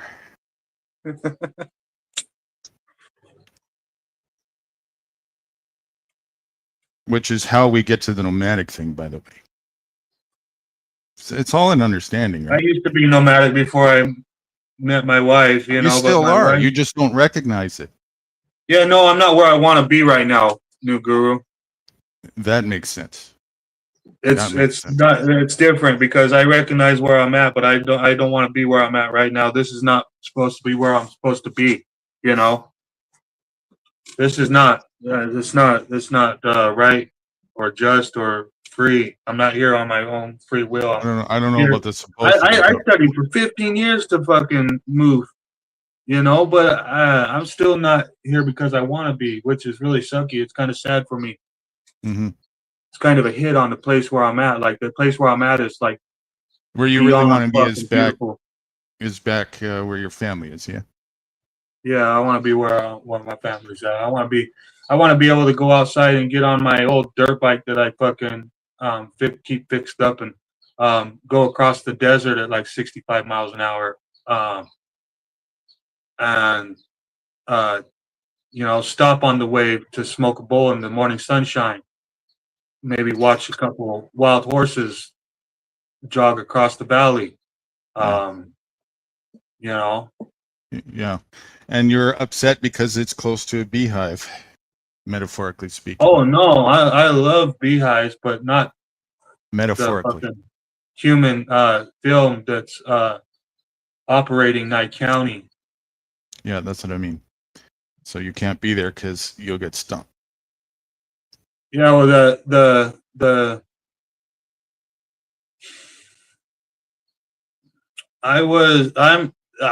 I'm coming from a place where there's known racists in a white community that thinks that I'm supposed to be a little white lover. And the fact that I don't showcase the fact that I'm a white lover, I don't partake in their little fucking Elks Lodge. So they want to shun my ass from using the local dump and then tell me that when am I going to clean my yard? It's like, don't ask me when the fuck I'm going to clean my yard, because if that's the case, my answer is never. So, you see what I'm saying? I do, absolutely. So, you know, I mean, in one sense, you'd be like, that's a piss off. But in another sense, right now, if you look on Facebook for the county, Nye County, you're going to see that there's a major fucking dump problem going on. It's a full-on class war where they fucking took the public dump and started charging $25 per big item. That means if you have to throw away the old washer machine, the old dryer, and the fridge for the new shit you just bought for your house, yeah, you're gonna have to pay what, $75 fucking dollars just to dump fucking some shit that you have a right to dump for free. So where are you gonna dump it? Man, there is fucking 65 miles of fucking desert between here and the next fucking shithole in Nevada. Mm-hmm. So fucking, I'm going to the fucking desert where I already have a right to dump. I'm gonna abandon this property right here in the fucking desert. That's some dumb shit. Oh, bleeding heart lady from fucking Pahrump. Oh my God, she takes a picture of the trash in the desert. Oh my God, look at these sloppy pigs. So you recognize that it's retarded, and you recognize that the sensible thing to do would Oh, be they're to all secede, dumbass. right? Would be to secede and leave retarded, but your Oh, mind's big still time. stuck. Your mind is still attached in retarded opia. Yeah, That's because where you. the land that my heart and my soul is attached to is sitting in this place that this fictitious corporation is trying to call theirs. Yes, You know, yes, and but you're I have getting a right stuck. to live there, and they are only employed temporarily and can be terminated. Okay, so this. The Declaration of Independence says that they are to be abolished. There's this. There's the gaslight. You see what I'm saying? Yes, there's the gaslight. Do you see what I'm saying? Oh, I know. I see what That's you're saying. Yep, I see what you're saying. that's the narrative to set the stage to get not only people angry about the reality when it hits them in the face, but to go back to them Yeah, and so I try need and to just impose change on what their needs to minds that are happen is I need to brainwashed to think forget that about that's the way everything. I know, New Guru, but what I should do then is just forget about everything I love, all the rocks and trees in the forest, and move to a place like where I'm at right now. Oh man, I'll be so fucking happy about living in this place. I'm actually doing myself why a not? Why disservice. not free yourself from that I'm actually doing myself a disservice by loving my mother and my wife and wanting to be back in. No, you're not doing yourself a disservice for that. You're doing Yeah. yourself a disservice by being attached to the idea that Oh, I know. particular location is supposed to be something that it isn't in reality right now. Yeah, no, it is everything right now in reality. That's what's because, causing you. That's what's causing you the heart torment. no, That everything part, it is everything in reality right now. Because for one, I wish my wife was like. I wish she would had use of her arms and her legs. You know what I mean? mm-hmm. Then she could be down here jogging the fuck around with me. You know? All right. And bringing the dogs down here would be no problem. At that point, we would both be able to like do some things. She loves the dogs, which is understandable. I love the dogs. I want to be there with my dogs. Is she there because her basis of care is dependent there? Then? Oh shit, she has to be there for the care of her. Yeah. Yep. There's no way to like figure that out where you are. Oh, we could definitely figure it out here where I'm at, but the only problem is there is no basis of care. There's the doctors and the dentists are fucking awesomer than shit here. The care that you would get at the hospital is beyond what you could get in the United States. Yeah. But the thing is, though, is that the sidewalks here are fucking non-existent. The streets are non-existent. You know, the fucking sidewalks are like they're like from one person who built their sidewalk in front of their house. Built their sidewalk this high, and the sidewalk the people built in front of their house, the house over, built it this fucking low. You know, so you better be able to fucking ride your little wheelchair off the fucking sidewalk edge. She needs an air chair or something. Yeah, I get you. So it's no, my wife needs more than those fucking little badass buggy wheelchairs that they make where they can go over everything. Yeah, yeah. You know, so she needs one of those that never runs out of gas. You know, and she can get up and put it on like a pair of shoes. That's what she needs. Her life is sad, dude. So something customized in that case, or maybe just that specific location isn't very ideal for her circumstance. What about a different spot or something over there or somewhere else?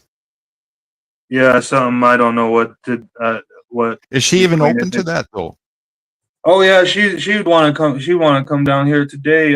But the only problem is there's so many more fears, you know, because you basically since I've been here, I've probably seen probably 20 hits and shit, you know, like people getting fucking just popped holes in, you know, like they were nothing, you know. So you know, there's just getting offed. Yeah, for being gang members, you know. Oh, okay, right. Like when you're a gang member, the other gang members kill you. So you are know? you in a ghetto area? It's live by the sword, die by the sword. Yeah. No, um, no. Everywhere. It doesn't matter. You know the it's it's like that. It's like that girl that went to that cop party and then all of a sudden got charged with murder. You know what I mean? It was a fucking white affluent cop family house, and there was a murder. You know, and they tried to blame it on that lady, whatever her name was. I can't. Why can't I remember her name? It had just happened. But anyways, yeah, it don't matter where you go on this earth. There, ghetto doesn't happen in the ghetto. Ghetto happens in the brain. I mean, you can't white people, black people, brown people, green people, purple Oh, people. yeah. They There's can no all be ghetto. It doesn't matter safe. whether you're a Safe millionaire. is safe is a fantasy. Yeah, it doesn't matter That's whether you're Donald Trump is a ghetto ass pile of shit. You know what I mean? He yeah. is But so fucking petty trying to clean up that fucking that reflecting pool. It's the reflecting pool. It's not for swimming. It's not for drinking. It's not Mhm. even for peering into. It's for standing back and looking at the reflection reflect off the top of the fucking water. The goddamn bottom of the motherfucker can be black if all I care. The bottom matters not. It can have algae growing to high fucking heaven, but as long as it has that reflection off the surface, that's the reflecting pool. You know what I mean? Yeah. So while safety is a fantasy, So why at the are same why are they fucking trying to make the reflecting pool crystal clear blue with no life at all in it? I don't get it. Everybody's. Some people are complaining that it fucking is wasting tax dollars, but we already know tax dollars is a fucking lie. well, money already is a tax, so end of They're discussion on fucking that one. they're wasting more than tax dollars. They're fucking making everything into a joke. All of life is a fucking joke, and you know who feels it the most? The young people that are growing up right now. They feel that life is nothing but a joke. You know, I think it's very harsh. You know, I could only imagine. You know, it's one. Everybody fears dying and everything, right? But what I fear is dying and then be I don't. standing there in heaven, and then all of a sudden my kids and my fucking nieces and nephews start showing up. You know what I mean? That's what I'm fucking. That's my fear. You know, like Why fear that? If that was the case, whether you fear it or because not, it's going to change whether it's that'll be.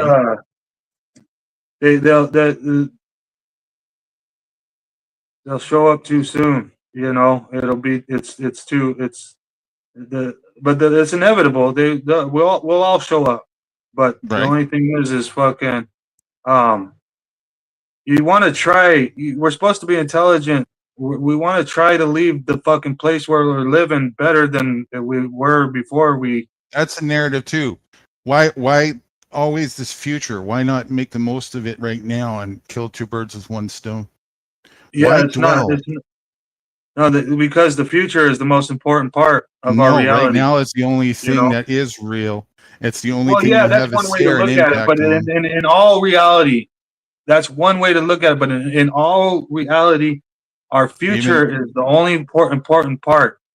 well, that future Okay. is one that you're not even going to be here. But even if you focus on that, you still have to focus on now to focus on that. The the future is the only thing important to our existence. We're here to procreate, and then we die. Well, It's that happens now. yeah, it's a truth, and the God can't put souls like because the God is like an ultimate servant. He doesn't want to have to sit there and fucking help these souls go to earth, but there's 100 million thousands of them there, and they're all waiting for another chance, another try at living because it's Well, so fun to now be we're here. getting into some narratives again, though. Yeah, but it's a narrative. Okay, you could call it. Everything's a narrative. No, Everything's not a fucking everything. narrative. Not Then. everything is a narrative. Me breathing is not a narrative. No, there's 1,000 million people over there waiting to come back to Earth. We don't know that. Shit. How do we know that? That's the There's story. No, because not only in my own out of body experience and my own spiritual like seeing of ghosts, um That doesn't confirm that story either. no, then you put that story together with all the centuries of seeing ghosts and fucking near death experiences. Well, if you're seeing Uh, ghosts, you're seeing them here. yeah, but that doesn't the near death experiences. There's a lot of people that have near death experiences. Then on top of all of that, there's people with clairvoyance and psychic abilities. Yeah, just more narratives. Yeah, near death and You death don't, yeah, but yeah, I can tell you don't believe in any of it because you might not be experiencing it enough to know. no, I do critically thinking, right? I challenge Yeah, you're narratives. critically thinking. That's cool. That's awesome. But yeah, no, you're not you're not experiencing. You're not. Maybe you're not being allowed to experience. That's what's sad. You know. Well, if you could demonstrate the experience, or show me how to One demonstrate time I was sleeping. Me and my little sister had to share a room when we were it. kids, and it was colder than shit. We lived up north, and the snow was like 3 feet. You know what I mean? And Mhm. it was hella cold. So instead of just sleeping on our bed, we got our blanket off of the bed and got down on the floor and put our blanket over the top of the heater vent. You know what I mean? So that the heater was blowing right up under our blanket. And next, we're sitting there sleeping. I'm just sleeping. And all of a sudden, my little sister wakes me up and tells me that we have to go check on my mom. And I was trying to tell her, no, fuck no, I don't want to go check on mom right now. I'm sleeping, you know? And she's like adamant about it, almost crying, but she's not really crying. It's like she wants to stay quiet. And so all of a sudden, the cat started growling in the room. And I was like thinking, what the fuck? And so I chose to get up and go check on my mom and my little sister then, right? I think I was probably I think I was 7 years old and my little sister was 6 years old or something. Maybe she was five, turning six. And so we're going. We decided to go check on my mom, and we went out of the bedroom door. We lived in a trailer, in a trailer park, and we were in this old like 1980s trailer, 1970s trailer, walking down the hallway, and the cat is like growling at the ceiling for some reason, like looking up and walking slowly while growling. That's what the cat was doing, right? And we're all scared, huddling to each other now. And the moonlight is like coming in through the hallway window. And we're going towards my mom's door. And my sister was on my left, and I reached out with my right hand and pushed the door open, and it entered into the room. And my mom was sleeping peacefully on her waterbed, and above my mom was a fucking green cloud, and you could see it in the darkness. And the green cloud kind of rotated towards me and my little sister and fucking had a face like long white pointy teeth all in rows and shit with the fucking pink tongue and shit, and it had the fucking scary eyes and shit. It was basically a Slimer without fucking the cute teeth. It had scary face, not Slimer's cute face. You know what I mean? Mm. Off of Ghostbusters or whatever. Mhm. And it was realer than fuck. Both me and my little sister still know about this to this day. You know what I mean? Um, it was hella freaky. But what happened was the thing. It was a cloud hovering above my mom. All of a sudden, it rotated, hissed at us with this face, and then floated into the ceiling. And as soon as it floated into the ceiling, we didn't wake my mom up or nothing. Everything returned to a peaceful feeling. And me and my sister basically just turned around, shut the door, left my mom sleeping there peacefully, and walked back to our bedroom and fell asleep under the blanket with the heater again. You know, like nothing ever fucking happened. It was weirder than shit. And yeah, that was one of the little spiritual things that happened. But there was another spiritual thing that happened in that house was um, my mom had went out of town for like the weekend or something, and my sisters were supposed to fucking babysit me and my little sister, but they like took off. They went to the high school football game or some shit, some homecoming or something. And next, all of a sudden, just me and my little sister were at the house. I was probably 8 years old at this time, and my little sister was like 7 or 6, turning 7, something like in there now. Well, anyways, this time a bunch of high school kids came to the fucking door, and they were like trying to get into the front door, and me and my little sister went and opened it. We thought it was my big sister and all of her friends, but it turned out my big sister was not even there. It was just like a bunch of fucking high school kids that wanted into our trailer, and when they got into our trailer, they used the mirror that was in the living room. There was a big mirror with all this shelving on either side of it. It was like built into this trailer house, you know. And fucking they put candles all over alongside the windows, and they weren't doing Bloody Mary. They were doing some other seance. You know what I mean? It was like Bloody Mary, but it was a different seance of some sort. And all of a sudden, the fucking me and my sister, we got scared. We ran outside. We ran off the deck and we went down on the grass. And we were just looking at the front door, all scared with each other. And all of a sudden, the fucking front door blew open. But the weird thing is the door opens inside. Okay, the door opens inwards, not outwards. But the door blew open inwards, and the wind was coming out of the house, and it was coming out, and it was going like down the porch, like you would walk down the porch off the steps. The wind was coming out of the house and going down the porch, like flowing like water, and there was white in the fucking wind, and you could tell that the white in the wind was skeletons. And then the high school kids were not running out. The high school kids was in there. And me and my little sister, we went to the front door with the wind blowing up over the top of our heads, coming out of the front door.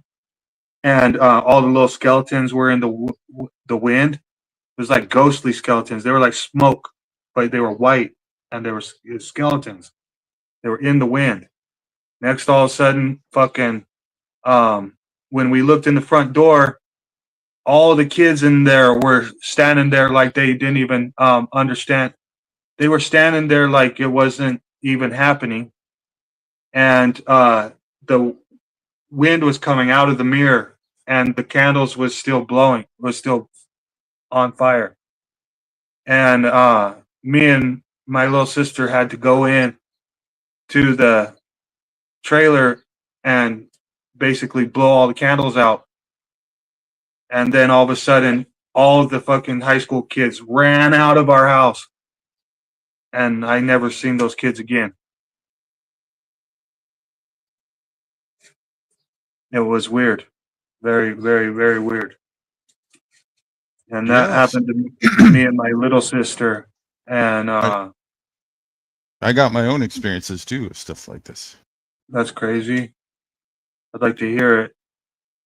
Oh, a few of them. One of them, I had a poltergeist in a house that I lived in for a while, and it kept creeping me out in the shower.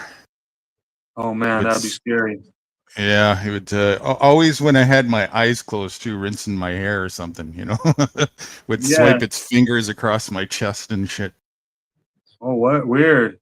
I always have a feeling that when I rinsing my hair out, my eyes are closed, so I don't get no shampoo in my eyes. All of a sudden, when I open my eyes again, there'll be a fucking torso apparition right in front of my face. You know what I mean? But it never happened to me, luckily. But what you're describing is they've been touching you and shit while your eyes are closed. That'd be spooky. Yeah, literally touch and a Wow. repeat event. So it's not, the first time it happens, you question your imagination. The second time, you question your sanity. The third, it's like nobody else is home. What's going on here, right? So yeah, happened quite a few times. I think it had to do with some other stuff that was going on in that environment. There was somebody doing ritualistic stuff, witchcraft stuff in the basement suite. She was a heroin addict. And some other crazy thing upstairs in the main house. Long story behind that. It was, just weird energy in that house. But, that being said, I don't correlate any of that stuff to this after death stuff. There's no such thing as, near death and after death are not, are yeah, that's the problem with near death is that it wasn't a pure death. So basically, a near death it may be different than pure death. We don't even know. We can't be allowing ourselves to be tricked by this feeling of a near death. Right. These things are happening here while we're alive. So just because our eyes are very limited. Well, when you do have a near death, you actually do go out of body, and then you go. I went through the light and everything. I got the experience of death, but I got to come back. And I seen my body laying on the ground. I was definitely outside my body. I cared more about my friends and their body than I cared about my body. My body was like a. We should be careful about this too. Assuming that out of body is the experience after death is also a kind of an arrogant assumption to make, right? It could just be a DMT fucking dump. You know what I mean? Yeah. Let me ask you. Right. Let me ask you a question. What did the you look like in this case? I never got to see the me. There you go. So, and then the other question is, I felt I had a body, but when I looked down, I didn't even have a body. I was like eyes floating in space. You see, you automatically assume that the body is you. So when I ask you what you look like, you would have body didn't matter to me there. You would have to be holding up a mirror in that state, not focusing on the body. Yeah, you would have. It would be so weird. I don't think that you would want to hold up a mirror in that state. That's what I'm talking about. So this thing, when the breath leaves, which is, I think death is a complete misnomer.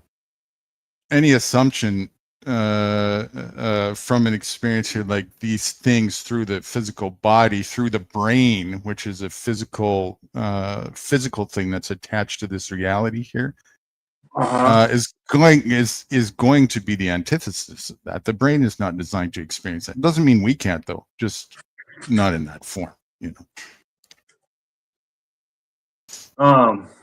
Yeah. I think it's easy to get very kind of confused and carried away. And I think that's also part of the plot of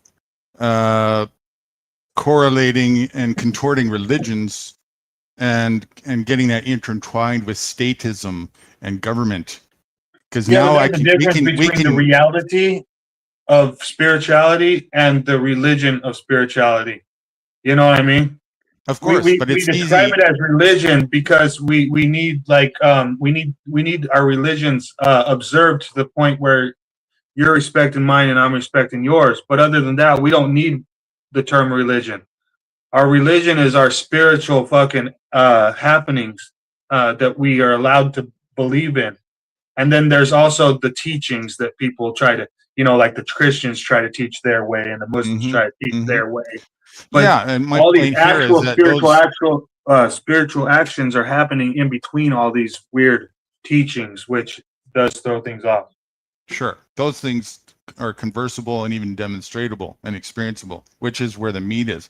That aside for a second, my point is that the narrative parts, right, and the parts that people get carried away with is part of the dynamic of the bait and switch of this masses system with the religions, which is good that you brought that up, especially with the religion, to get people into a another easily exploitable state, especially using this thing called virtue, right? False virtue, especially, which is very profitable. Mm-hmm. Very, very profitable. If I can get you to believe through this thing called belief, right, which is a gaslight, to get truth doesn't require belief, but if I can get you to practice belief, which is just believe in something without critical thinking, and then after that, I can get you to think that doing this and this for the sake of you'll be rewarded after death is virtuous, and you believe it, and you fall for that trick. Boy, have I not got you by the balls. Yeah, there's no way we can tell. That's why I already knew I was damned. That's why, because I raised myself. I didn't have a mother or a father that took me to a Christian church. I wanted to go to Christianity on my own. When I was 5 years old, I attempted to go to a Mormon church, but they showed me that Mormon was not my religion, even though I was born in a Mormon community and I had Mormon grandparents. Then, but the thing is I found the people that I wanted to share with as a kid, trying to learn things in an Assembly of God church, just a non-denominational is what they call it, right? Mm-hmm. But it was a lot like a Baptist church mixed with a Protestant church. You know what I mean? So, and it had some Catholicism in there too, because at the church, the Assembly of God that I used to go to, they did the whole eating of the fucking flesh and all this other shit. You know what I mean? Right. No ritualistic cult stuff going on. Yeah, the old Catholic eating of the flesh. Right. So the only thing that they didn't do like the Catholics was to go talk their secrets to the Father. You know what I mean? Okay, right. Yeah, that was on Wednesday for us. Oh yeah. Yeah, no, we our church was on Sunday and everything, but but we already know that's confession is what that was called. Oh, confession? Yeah. Where you go and sit in a little booth and there's a pervert priest behind it. So you were raised a Catholic? You can't see it. Yeah, but it wasn't forced upon me. It was you just tried it out. I was in private school, so that part was I had to participate, unfortunately. Yeah, exactly. But I got thrown out in kindergarten for asking the it wasn't a priest, but whoever the instructor or leader was about Judgment Day and the hypocrisy of Judgment Day. Literally in kindergarten, I got thrown out. You can't critically think here. Yeah, that's I also got cool, expelled. How can you get expelled in grade 2? Well, I got it done. I got expelled in grade 2 for asking a question about the moon. Dang, isn't school where you're supposed to ask questions to learn? I thought that was the idea. Yeah, science. They want you to ask questions, right? But don't ask too many questions. The question I asked for the Judgment Day was, it was cataclysm or whatever the fuck that's called, where the kids during they're taken to another room because they're young, so it's like story time with pictures. Yeah. So we were reading this one about Judgment Day, and it had this big bearded dude in the sky, and again preaching about the virtue, and then at the end of the virtue life, you get judged. Here's Jesus or whatever on a podium with one of those weight scale things, right? And but just the Sunday before that, the whole entire thing, and I'm a kid, I'm sponge, just soaking up everything. And I recall very vividly that the Sunday before that, they were talking to us about how God unconditionally loves and doesn't judge anybody. So I'm bringing up the hypocrisy. I said, wait a second, you just told us last Sunday that God doesn't judge, and now here's this thing called Judgment Day. What's up with that, right? Mm-hmm. Oh, the instructor was livid. You don't ask questions like that here, and Yeah, so I got kicked out. Scared. Well, and they did me a favor because that just I'm just looking for truth, right? So, and their reaction, alongside other reactions, about Santa Claus and whatnot, it's everything that needed to be told about who I was surrounded by. They just exposed themselves and made it easy for me to know I'm on my own here in this life at a very young age. Yeah. Knight County is stronger than me. They can do anything that they want to me. They have more strength. They have more might. They have more power. They even have a jail to back it up. Fuck the handcuffs. They can put me in a cell. In Knight County Pahrump jail, I was put in a hallway one time. They wanted to punish me because For your safety. Yeah, they needed to punish my ass for not eating, and I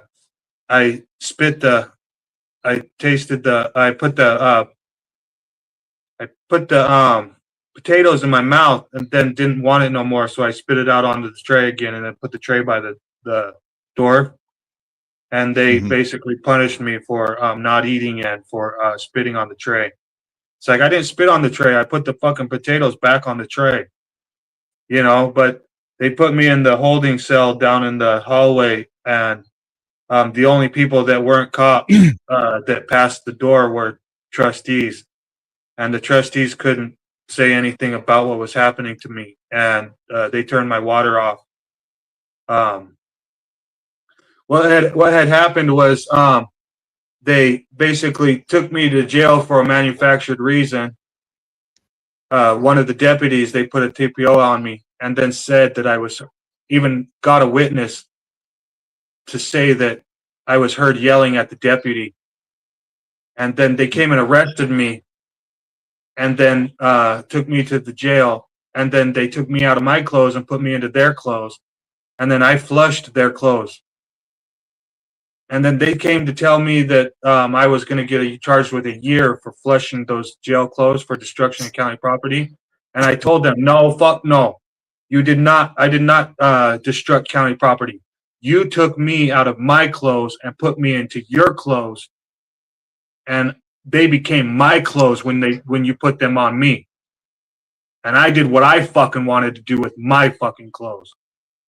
And they fucking didn't talk to me about charging me for destruction of county property no more, but they fucking shut the water off to the cell. And they left me in there until my throat turned to leather. And Land of the free. I basically had to sit there and talk Jesus with the sergeant. It was Sergeant, what was his name? He was a really good guy. He truly was a good guy, right? But hey, at the same time, Mr. Stockholm. Yeah. Oh, I know. It's Stockholm Syndrome, but no, that's what his name was, Mr. Gray, Sergeant Gray. Sergeant Gray at Knight County Sheriff's Department, the fucking jail. Pahrump. Good guys don't join and stay with terrorist organizations. Come on. His wife was an alcoholic, and she was a well-known AA, and he was known for staying with his wife even though she was an alcoholic. Like he was known as the cop that fucking kept on fighting for his wife and her problems. You know what I mean? And he did talk to people about Jesus, right? But this time it felt like it felt like they didn't let me out until Mr. Gray talked about Jesus with me. You know what I mean? Like I didn't have to talk about Jesus. They never forced me to talk about Jesus, but I was at the point of death, right? Mm-hmm. And I was skating on the edge, and I was talking with Mr. Gray about Jesus for myself, right? And then Mr. Gray let me out. So I don't know whether or not, it's felt a whole hell of a lot like I had to talk about Jesus for me to get out. You know what I mean? Well, But you had to appease to the mind of an enslaved mind in the way that the enslaved mind works, and yeah, in that I had to instance, teach them you that were I was successful. broken. I had to teach them that I was broken to the point of normal. You know, because I'm a Christian. I was baptized at 12 years old, but I also fucking um, even when I was getting baptized, and I actually chose Jesus Christ as my Lord and Savior, right? Like fucking not the guy that you get taught that he's a white guy with a beard or not, even the black guy with the fucking dreads. I don't give a fuck what he looks like. The story of Jesus is always a good story, and ever since I was a kid, I never liked a bully, and Jesus was the bondservant that came riding a donkey that fucking wore rags, and uh, his clothes were no better than linen. He he, this is all the narrative, like you say, right? This is all just stories, but this is Yeah, called the word, right? When you're talking about Christianity, this is known as the word. a You know, word. Yeah, the yeah. word is life, and the life is the word, and the word is good, and the word is God, or something like that, right? Hmm. So, but in all realities, yes, the story is of this dude that only helps people, that is willing to give his all for the brothers and sisters, you know. Um, all this stuff. Okay, so it's a good story, you know. So I've never found fault in the story. Is it though, or is there some gaslighting in there? Oh, there's a ton of gaslighting, and I don't even like the fucking Old Testament. You could Like take that Old this Testament and idea fucking that keep it. this idea You that know? it usually coincides not just with giving all for your brothers and sisters, but actually sacrificing, which is another cultist ritualistic idea. You see. Yes, and it also is based on nothing but fucking prophetic um, tradition, and they just fucking try to tell you that, oh, believe in this tradition here because that's what that's the prophets, and There it is. when you believe in this tradition, you'll be saved. Right. Um, so And basically, if you dare critically think and question that, you definitely won't be saved. Isn't that your yeah, first sign that this is cult rhetoric? It's when yeah. you're Oh no, no, chastised. it is. But the relationship with the one, the real one, not the fucking even the one that Bob Dylan sold his soul to. That is the one. He's the Jesus. He's the devil. He's the God, right? He's the only one. It's there's no other way, you know, because there's no greater wrath than God's, and everybody's supposed to be taught to be scared of the devil. No, Jesus is the fucking devil. He can damn you. You see what I'm saying? And it's not a he. It's not a her. It's not a anything. It's some fucking flash of fucking. It's some smoke rising in the air. You see what I'm saying? It's the everything, the universe, the everything that we could ever even fucking know. But I'm not gonna be stupid to say that fucking I don't fucking think that, because there's a realness to it's the whole reason why we're here. Okay, it is the spiritual part about it, not the fucking physical part about it. Nothing. All that eating of the flesh, going to church, fucking uh, keeping an eye on anything is That's not distraction. the real part. You Right. know, That's distraction. that's all I could say about all that. But yeah, that's just it's trippy, you know. But yeah, I don't believe that the motherfucker is gonna be bad to you at all. Never will be. The motherfucker, the spiritual nature, the being, whatever the fuck it is that they know is Jesus. That motherfucker partied with Jeffrey Dahmer. He helped out fucking Hitler. He loved fucking Martin Luther King. He was there for the fucking best person on earth, and he was there for the fucking worst nasty stash shitbag that you could ever even think of. and nobody's motherfucking judgment. It doesn't matter how many black boys that Jeffrey Dahmer ate. Do you think that the Jesus is gonna fucking make him burn in hell just because his preference was human meat?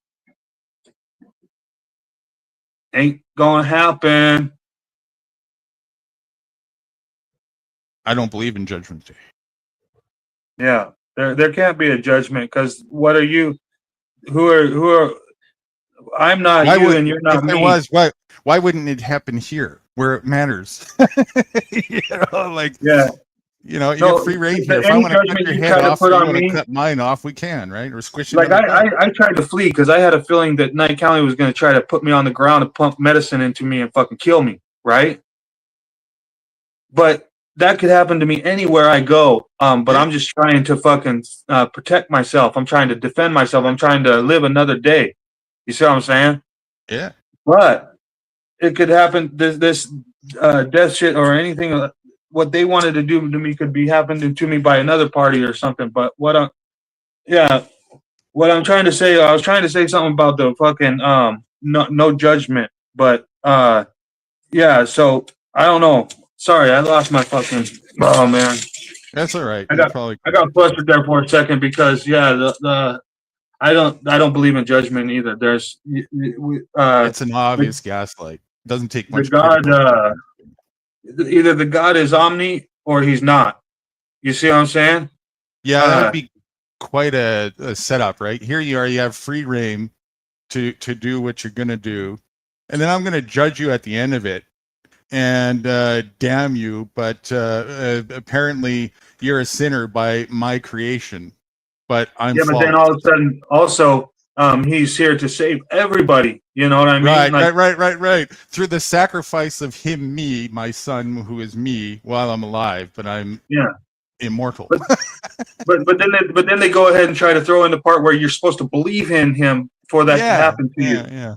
You know, because if you don't believe in him, then that won't happen to you. But you really think somebody that is as glorious as a Jesus figure would ever just damn somebody just for not believing in them?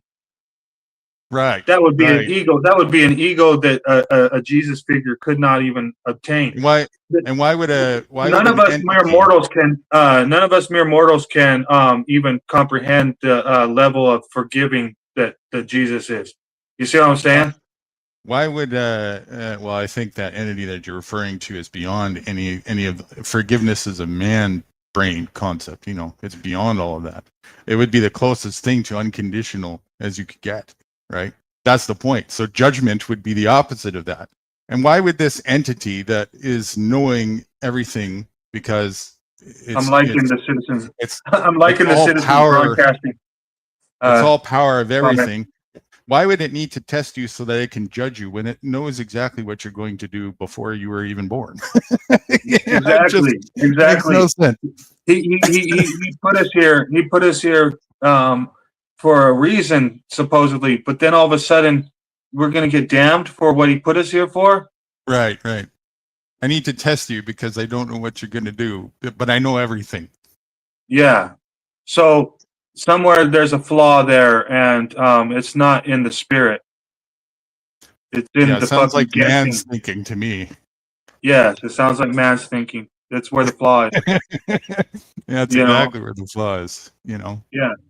But the big flaw is in the mind that doesn't question that just follows it, because now you're being dishonest to yourself. You have due diligence is your responsibility individually. And so if you don't do that and you sign up to be exploited, you did it to yourself.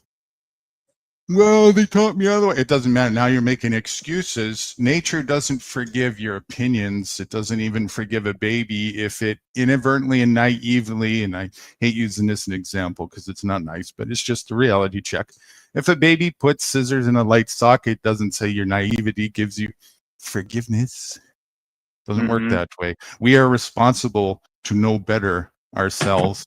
And if we use these excuses, which I hear so often, I was taught that, yeah, you may have been born, so was I, but you're still responsible to discern that and to recognize truth yourself. Nobody has an obligation to tell you what is true in life. Mm-hmm.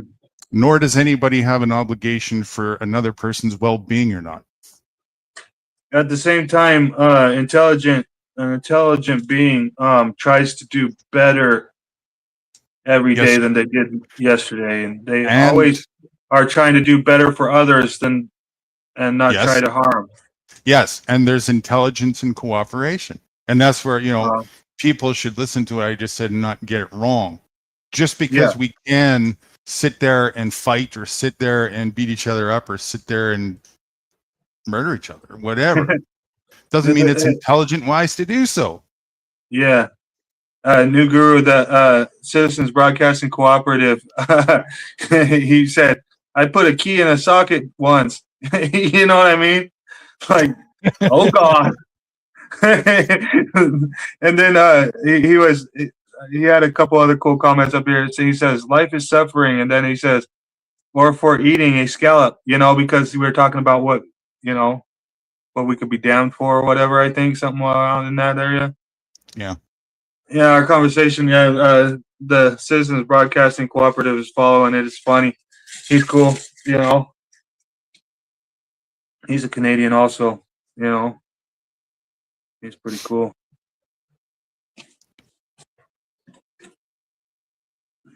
Yeah. I see you in a perpetual state of frustration and whatnot, and I get why. There's a compassionate side. There's two reasons why why I'm frustrated is because I've never been able to act like me. I've always had to act like somebody else, So fucking I'm so tired. You're tired of being oppressed. Yes, I'm tired of being oppressed. I get why. Really? I was oppressed before I even fucking. I've been cognizant since I was in the womb.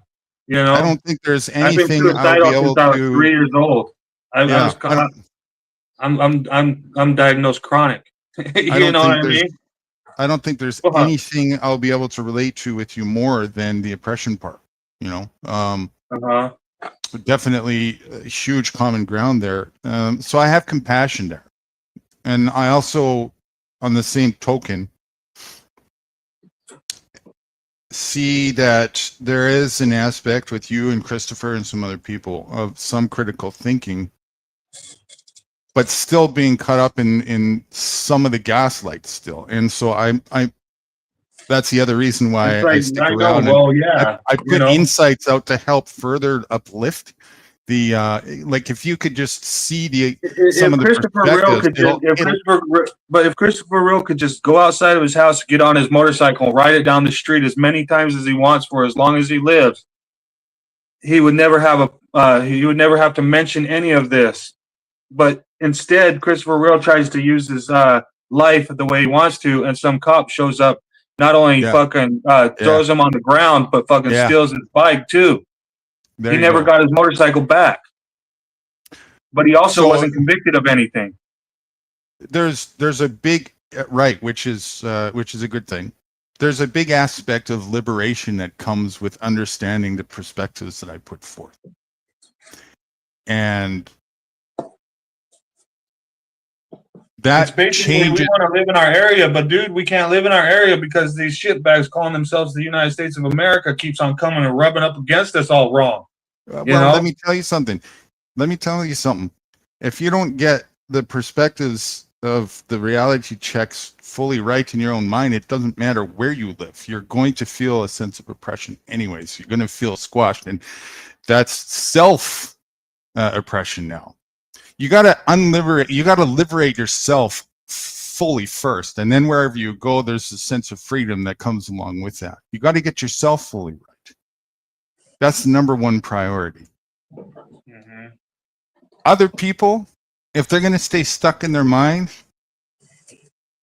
they're enslaving and chaining themselves in their own mind. And so as long as they do that to themselves, it's not of significance to you until the moment where they come and try and physically force that on you. Then there's something that you need to respond to. Other than that, The way I view it is, hey, let corruption self-implode itself. That's perfect. That's nature's balance, right? Yeah. Let it self-implode itself. Yeah. No, it should. It's a choice. They don't have to It's do coming that. to a head. It's gonna self-implode here in a second. The motherfuckers are worried about fucking algae in the goddamn.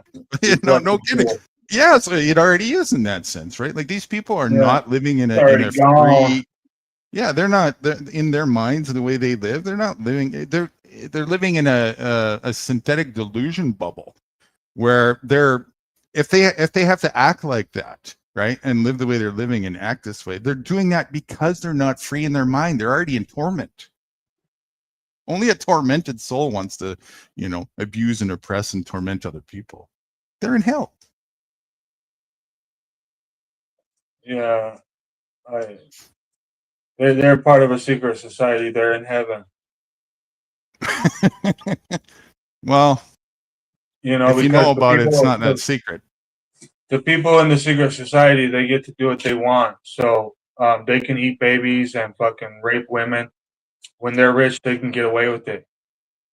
And they're richer, depending on what level they're on. They're richer in power than other ones. You know what I mean? So I reckon that the people that are being exploited, though, the vast majority of them are not interested in doing anything other than making excuses to be exploited and participating in that. Yeah. Well, there's a lot of that. There's a lot of our participation in our own exploitation. So the only logical, sensible thing to do then is to be away from those people. Because I know, and then the only logical thing to do is drink Kool-Aid. I'm telling you. Yeah. No. Why, the only logical thing to do is to drink the Kool-Aid, dude. Because that's the only guarantee to be away from that. Well, is it logical to be around insanity? I don't like that whole shit where it's like in your situation, you're always claiming to be a nomad, you're always claiming to be moving. You could just up and walk away. There's nothing that you're really caring about. Is it logical to surround yourself by psychopathic minds? But no, what it is though, answer the question. No, but listen, logical to stay surrounded I'm not done making my point. I'll answer your question after I'm done making my point. All right, go ahead.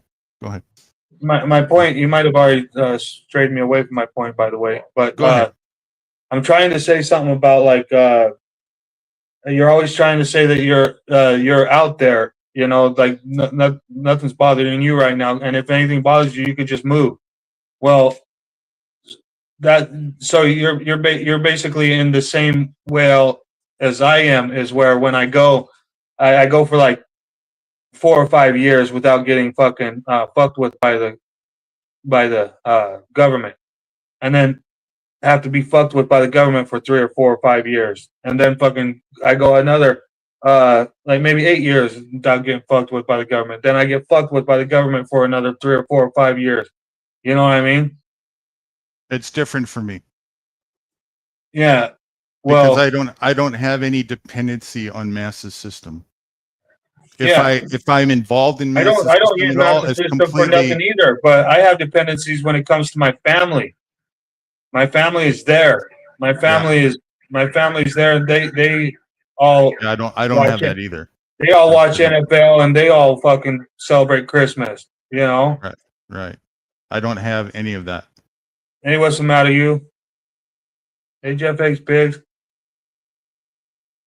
Hey, Corey and everybody else on the fucking. My immediate family who tried for years after I left the nest to keep me in the family corporatocracy, if you will, was futile attempts. I have no interest in. When I left, I didn't just leave the nest. I left like the insanity. I have no interest in participating in any of that. That's what I said in chat before. I'm very choosy as to who I spend any energy and focus with, especially in real life. I don't want to do that, new guru. I want to be able to get into my Chevy and fucking take it down the fucking street. I want to be able to get into my fucking. You can still do that. But if you're going to do that around people who think that we need to kill you for it, there's nothing you could do about people who have stupid minds, right? Yeah, if well, people are if you going to get have in your stupid minds, you're Chevy, going to have stupid minds. if you get in your Chevy down there in Knight County, you're gonna have some fucking retard in a clown suit try to come up behind you and tell you what to do. Right. So, better not live in Knight County. So Yeah. if you want to live in Knight The County, last better place just I'm going to decide be not to is live in Knight County, and then fucking what are you supposed to do? You're supposed to just probably I'm do something. going to be as far away from people who think like this. That's the logical thing to do. Yeah, I know. So you're not. You have to be up in the mountains, living in a piece of park. You do. I'm wherever I go. If I ever met you one day, I'm hoping that you live in the highest part of Canada where nobody wants to fucking live, the coldest actual area, and you live in a piece of park that nobody wants. You still assume that I live nesting like. I don't. There's plenty of free space where we're all over the place, where I'm away from. Or on top of it, you could be surrounded by people, and it's all in your mind. If you can just shut that area off of your mind, you could be surrounded by that too. But I have other reasons. Surrounded by the worst fucking things. You could be surrounded by demons, and in your mind, you just don't care about it. You know what I mean? Yes, absolutely. So for other reasons, I have no interest in being. I see most corporatized minds as a diseased species, and I'm rather repulsed to have my energy come anywhere close to them. So that makes me rather introverted. That's one of the reasons why I'm very selective as to, especially in real life, who I get close to. Yeah, let me respond to this comment real quick. Sorry, not to cut you off. I just want to respond to this comment by the Citizens Broadcasting Cooperative. Go ahead. Yeah, that's what they've been doing that the entire time. That's what they do. When we go take a complaint to them, that's an actual complaint. Instead of investigating our actual complaint, they investigate us. That's what's the problem, But yeah, I'm sorry you're going through that. Okay, go on. Guru, sorry. That's okay. Nothing to be sorry for. So this is just how I deal with it, and there's plenty of other different ways, and there are plenty of actually people that aren't oppressive that I do engage with, in a vast amount of different places. That being said, the ones that don't, it's just not logical. It doesn't make any sense for me to waste my limited amount of breaths when tomorrow is not guaranteed. But around oppressive minds, it doesn't matter what I think or what I say to them. They're going to be their bully and gang ways and do what they do that they practice and gotten very good at it. And that's what they live for, and they live for exploiting and profiteering off of that. I have no interest in being around that. I'd rather be somewhere where nature is and sensible minds, and maybe have a little bit more readiness with those types of minds, that if some kind of attack happens, that we have a chance of actually defending ourselves. But that's a little on the extreme end of the spectrum of critical thinking, one might say, right? Mm-hmm. Heaven forbid I actually self-govern and take responsibility for myself and not think that massa has to, or other people, which is really what that is. There's no fucking massa. It's just fucking other people in their ways.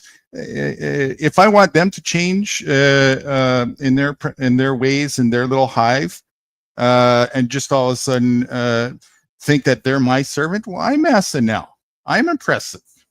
The fuck? Now I'm a hypocrite, right?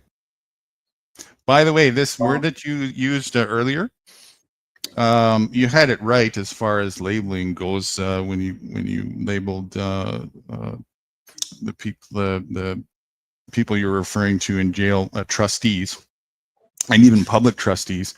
But what you haven't put two and two together yet for is that you're not the public. At least Yeah. the public, you're not the public that they're referring to in their fictional world of corporate fiction bullshit. Probably not.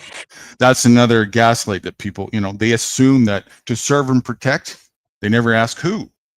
And if they think it's the public, well, which public? Why do you assume that's you?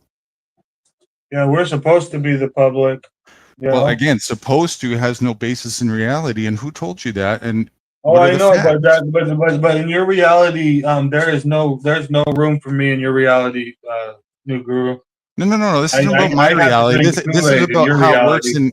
I'm This is telling how. you. Well, this is how it works in their reality. If you think that Oh, they're I know, supposed to but no, serve you, your reality is go somewhere where they're not, and then act like they're not ever there or ever going to come to you, and hope no, in I never life said that that. they never come to you ever once. Never said that. No, That's not my that's reality. what has to happen. No, That's what has to happen in what you describe. no. I don't see what any other way around it. Then, like, what are you talking about? Like, come on, bro. You're confusing what I just said. I don't even think you heard what I said a minute ago. But I'll respond to what No, you but just. what you've been saying, My reality is it makes no. My reality What we've been and talking about is for cool and me, everything, but you have your beliefs. What you've already expressed your beliefs. I know what you think no, about. we're not talking like, about beliefs. We're talking about just again. I'm just trying to put forth. No, I some have things. to live. To be happy and to live to be able to live, I have to be able to go home and live in my motherfucking area where I grew up and my house. Again, I get you on all that. To live in.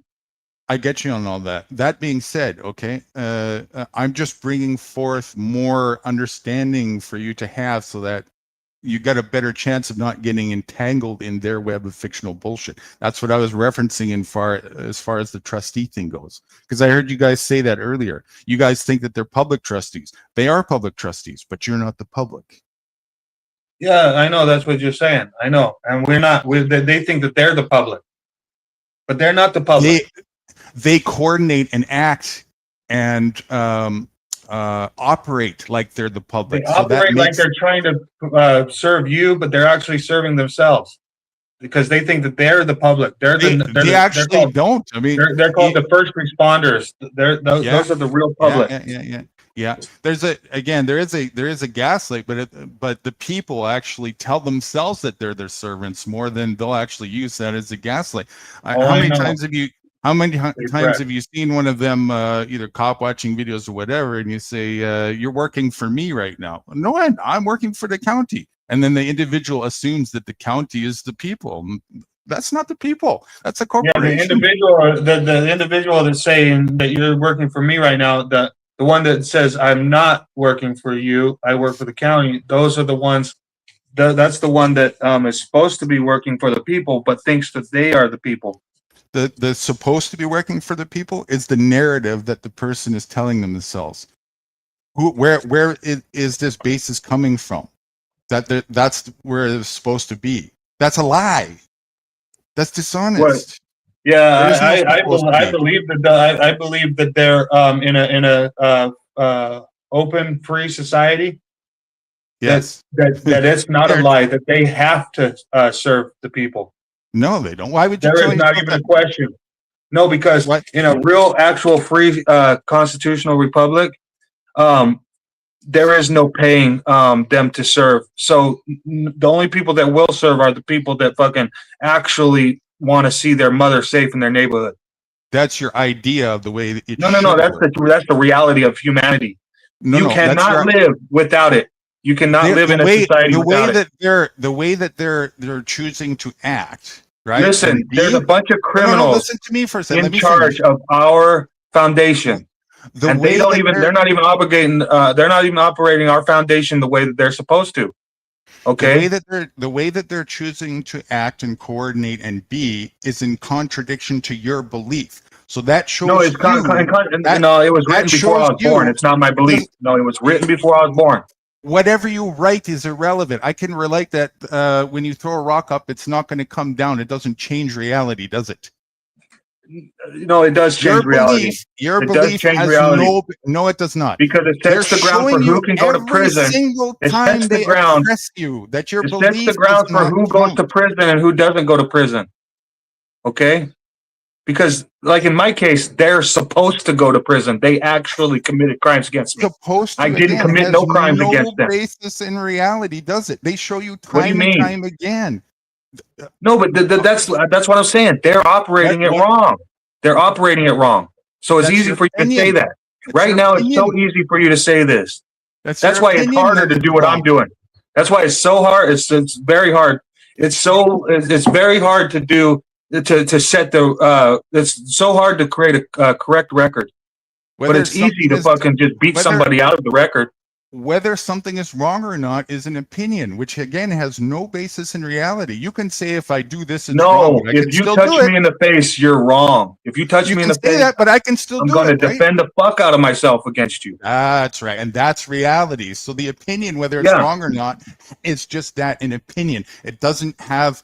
So now, what if I catch you weight. defending? What if I catch you touching the face of my little brother that can't fucking defend himself against you? I'm gonna defend the fuck out of him so fucking hard. Great. You won't live.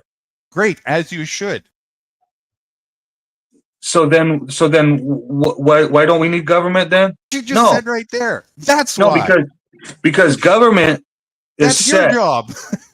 Government is written and set in a whole different way than how it's being performed. No, that's Okay. the gaslight. You think that so that you'll fall for that belief and get mad No, and keep no. running back to them instead I of know doing for a what you fact. just I said know. a I minute know for a ago. fact that Englishmen drawn and quartered my family members.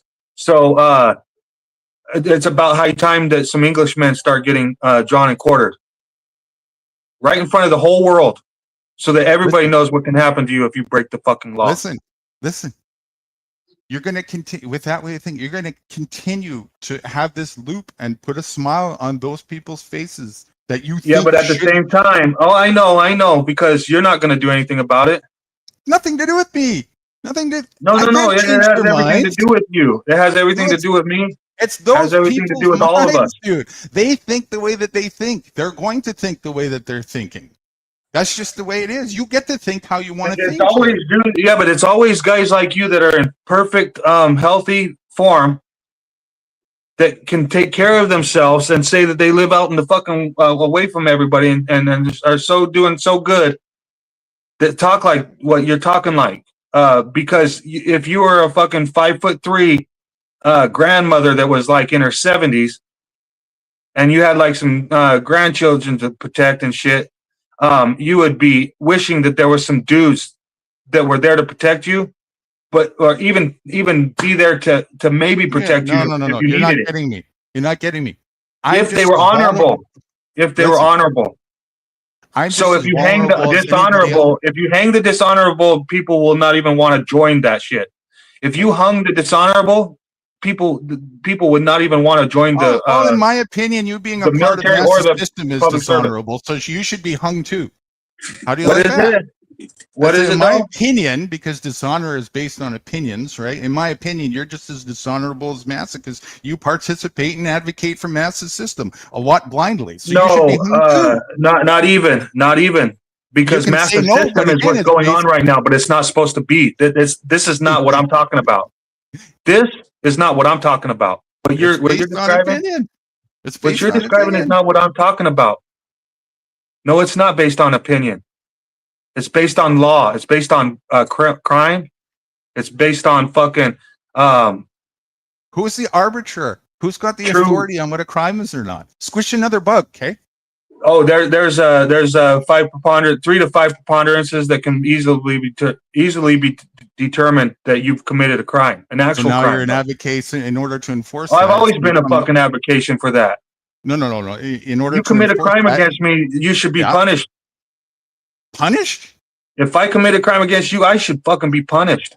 Well, but there's a difference between committing a crime and being maliciously prosecuted for crimes that you didn't commit. Two things.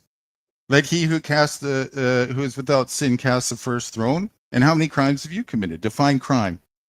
The crime is if I walked up to you with no other fucking reason or rhyme and just punched you, blasted you in the face, and I intended to do it. The definition of crime. I intended to do it. You? No. It comes down to truth.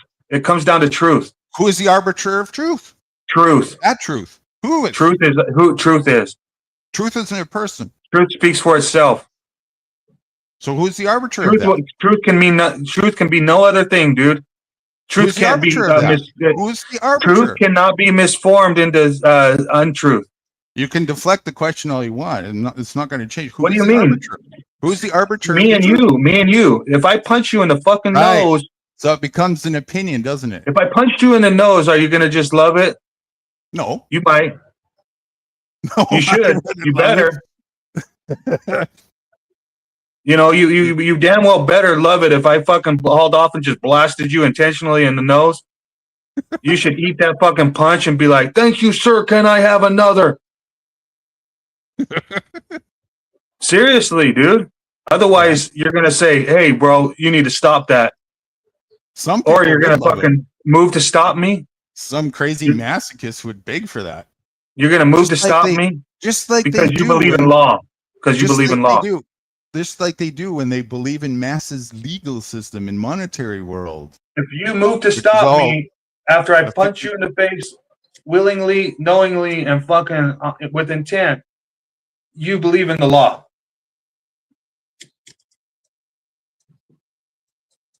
Well, that would be your belief. I could do it for other No, reasons. no, it's the belief of truth. If you I could move do to it. stop I me, could do it just. I could do it just because I felt like it. if you move to stop me after I blasted you in the face for no intended purpose and of none but my own, and I intended to do it just to be a dick, Maybe I just you, felt you like would it. move to stop me naturally because Maybe it's I a just felt law. like it. That's what a law is. Maybe I just felt like it when you weren't doing that too. What do you mean? You How just it felt works. like what? Defending yourself? No, it just felt like being an aggressor. Because it would be nicer if I punched you in the nose and you didn't even fucking move to defend yourself. You just ate that shit like you needed another one. Yeah. That would be hella nicer for me, you know. Yeah, and a masochist, a mind who is masochist, it would be very nice. Yeah, for them to- some douchebag that was trying to fucking just punch you in the nose, haul off, and fucking commit a crime against you. Yes, a masochist. No, a masochist is a mind that loves being It's somebody abused. that loves watching other people's pain and No. even their own pain. A masochist is a mind that loves being abused. Well, I guess sadist and masochist. Sadist is somebody who Masochist takes loves- advantage of a masochist. Or a sadist can be a masochist too, because they both love their own pain and dishing pain out, and seeing pain dished. That's a sadist masochist. You know, Those are antithesis of each other, and they work. I don't know together about that very because a sadist loves pain and seeing other people, mainly seeing other people in pain. A sadist mainly sees other people's pain as pleasurable. Mhm. But then a masochist is somebody that would like seeing their own pain and find that pleasurable. Yeah, a masochist would sign up to be beaten up every day, Yeah, which is most of the masses. yeah. Maybe that's why they call them mass, because they're masochists. Yeah, kind of correlates.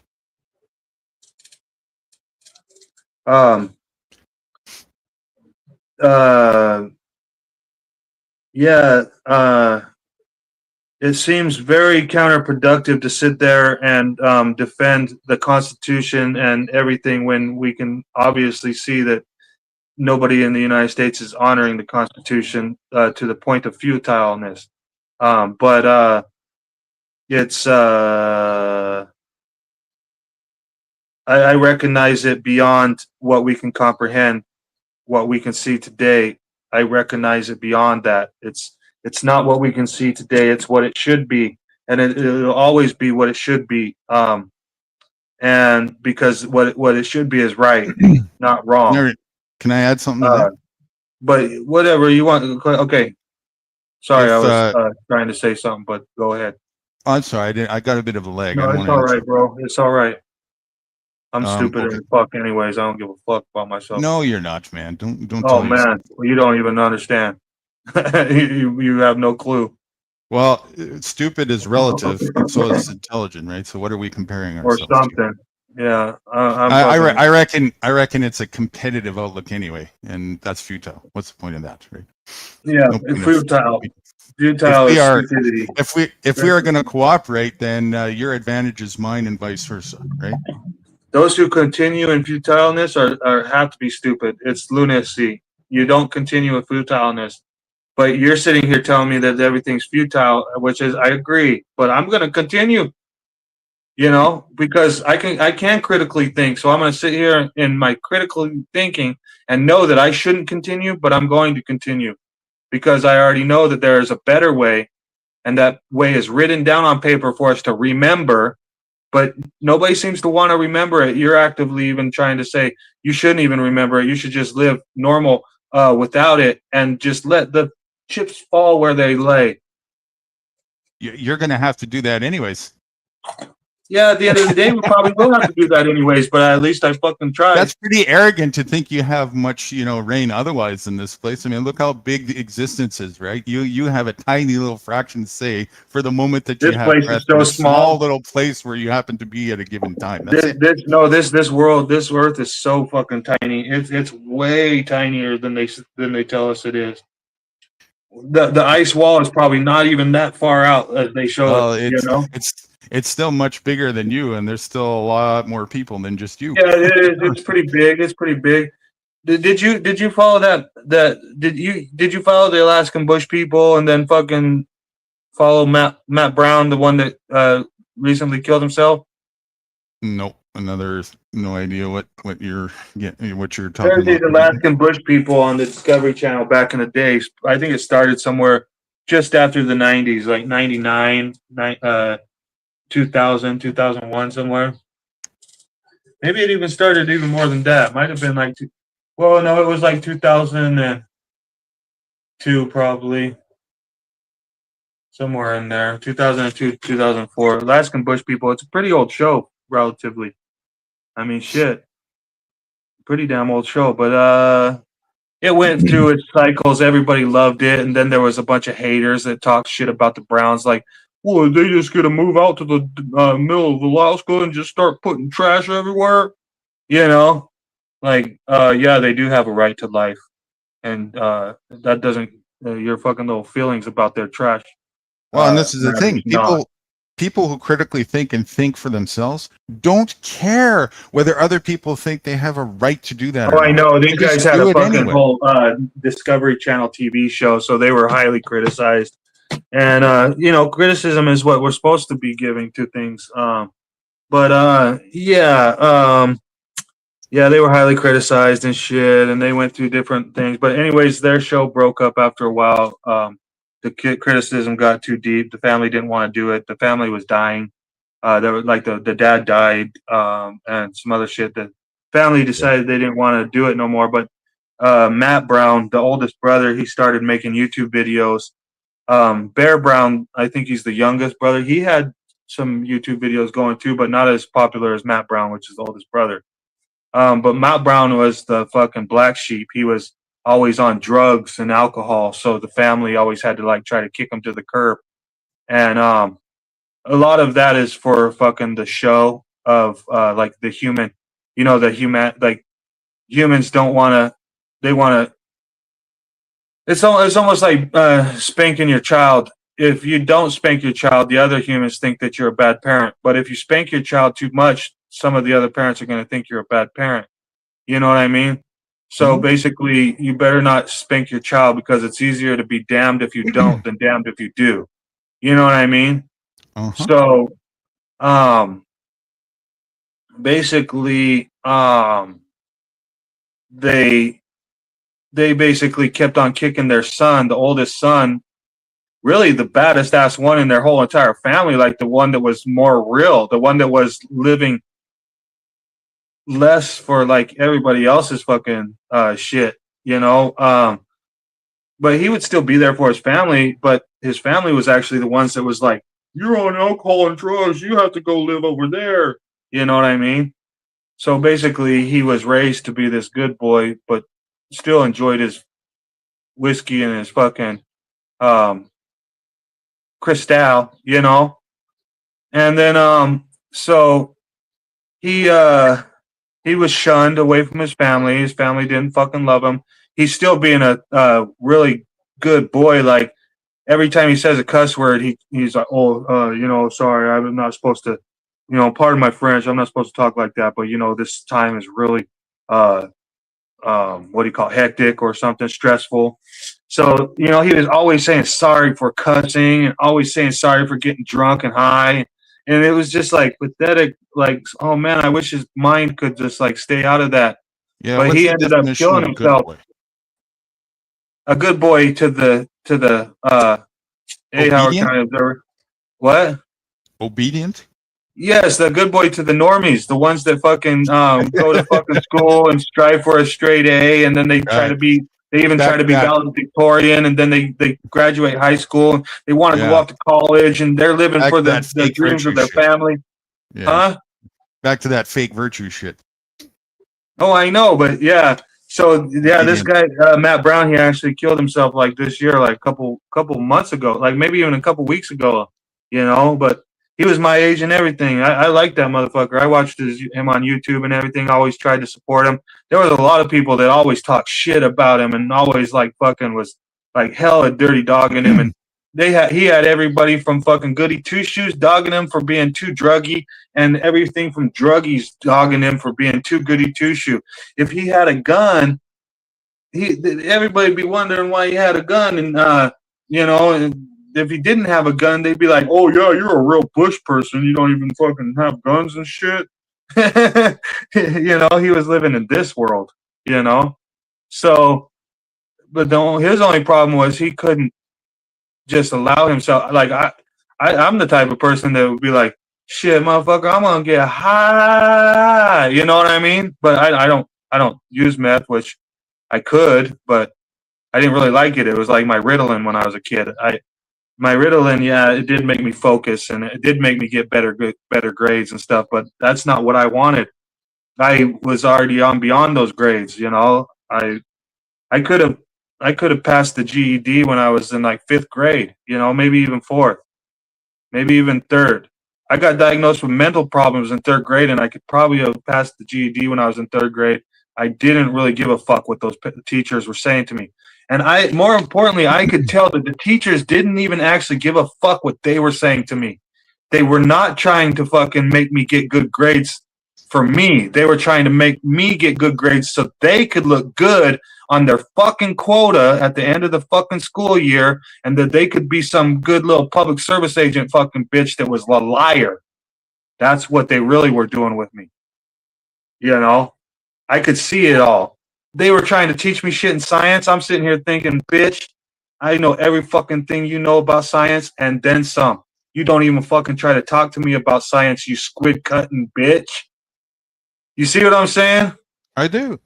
And so the same place that is teaching you about this bullshit is also teaching you about the other narratives. I know. It's taught us about everything in life, which is also leading us back to the Constitution and the rights and all these types of things. And this is what I'm saying. Yeah, but which also leads us back to the conclusion about those people that the fucking painter said were bad, that are fucking genociding Gazans right now. You know what I mean? Well, it happens when people. If we're really talking about the narrative, they're the official narrative. Well, everybody who participates is, no matter where you are. It's one thing about acid is acid. You go on a trip, right? And your trip is supposed to be like a hallucination. But then when you're done, I haven't had acid in a lot of years. And the first time I took acid was a lot stronger than the other times I took acid. I think I only took acid 3 times in my life, But I would rather take acid a lot more times in my life, but I just can't find it that great. But the only thing is now that I haven't taken acid in a lot of years, the only thing I'm left with is this trip. And this trip is fucking just like that trip, only it sucks. When acid is more sane, you got a question. Yeah, fuck, dude. I am so tired of this kind of this narrative reality thing. That it's like this trip that I'm on right now is way shittier than an acid trip. I mean, fucking come on. It doesn't have to be shitty, dude. I mean, it's got its challenges, but you decide what you make it. And I reckon that if you hold on to false ideologies, right, and you chase after them, having nature blow that back in your face time and time again is always what's not going to be very fun. There's Exactly. just the reality of things. Once you accept it and then work with that and then make things to your advantage the way they need to be, focusing on what's really important, prioritizing your health and this and that, and things start to fall in place a little bit more.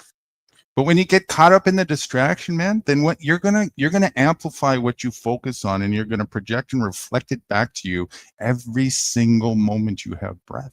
So you got to choose wisely when it comes to that, right? Ask yourself the question: Are you choosing wisely?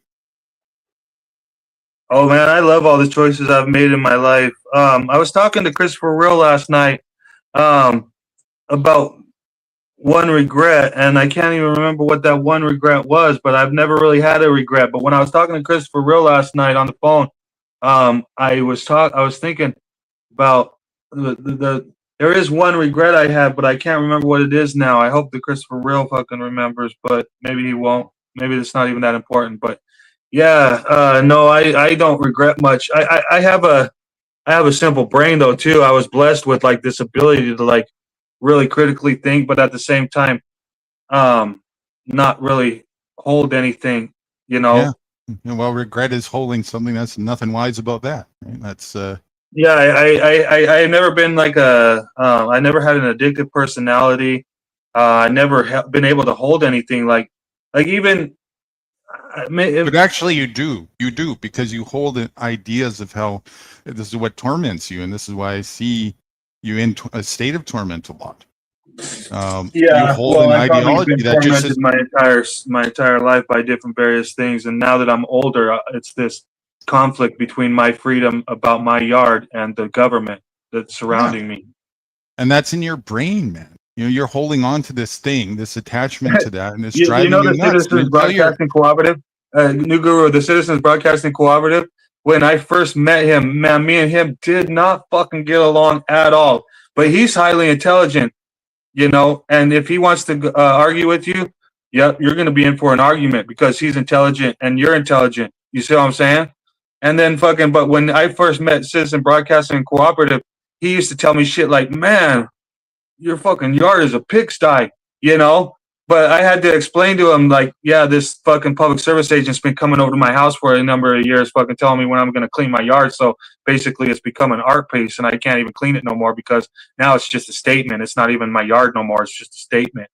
And and he was calling me a hoarder and all this other shit. But he probably still thinks I'm a hoarder, which might be a little bit true. But at the same time, I'm adamant that I'm not a hoarder because I can throw away and take any fucking thing I want, you know. But I do keep a lot of the things I do want because I always have use for shit. I'm like a craftsman. I like to build shit out of shit. You know what I mean? Yeah. So yeah, I do keep a lot of shit and fucking. But oh man, ever since that motherfucking Jim Basinger came around as the garbage man or the fucking trash guy, telling me when am I gonna fucking clean my fucking yard, it's like, bro, never 30. Get the fuck out of here. What are those? Lost Boy? You know what I mean? This like this ain't Peter fucking Pan. This is my fucking yard. I'm gonna fucking keep my yard trashy as fuck. In fact, I may not throw anything away ever again. I was always thinking about using my fence because I have this old fence that was built in like 1950 or something. You know, it's chain link. It's badass. Has a fucking concrete curb all the way, like basically concreted into the bottom of the fence all the way around everything. But I was thinking about fucking just putting my trash instead of in the trash can and paying for the fucking stupid trash fee, which we shouldn't have to pay for in the first place. We should have a right, you know, the trash should be a public service.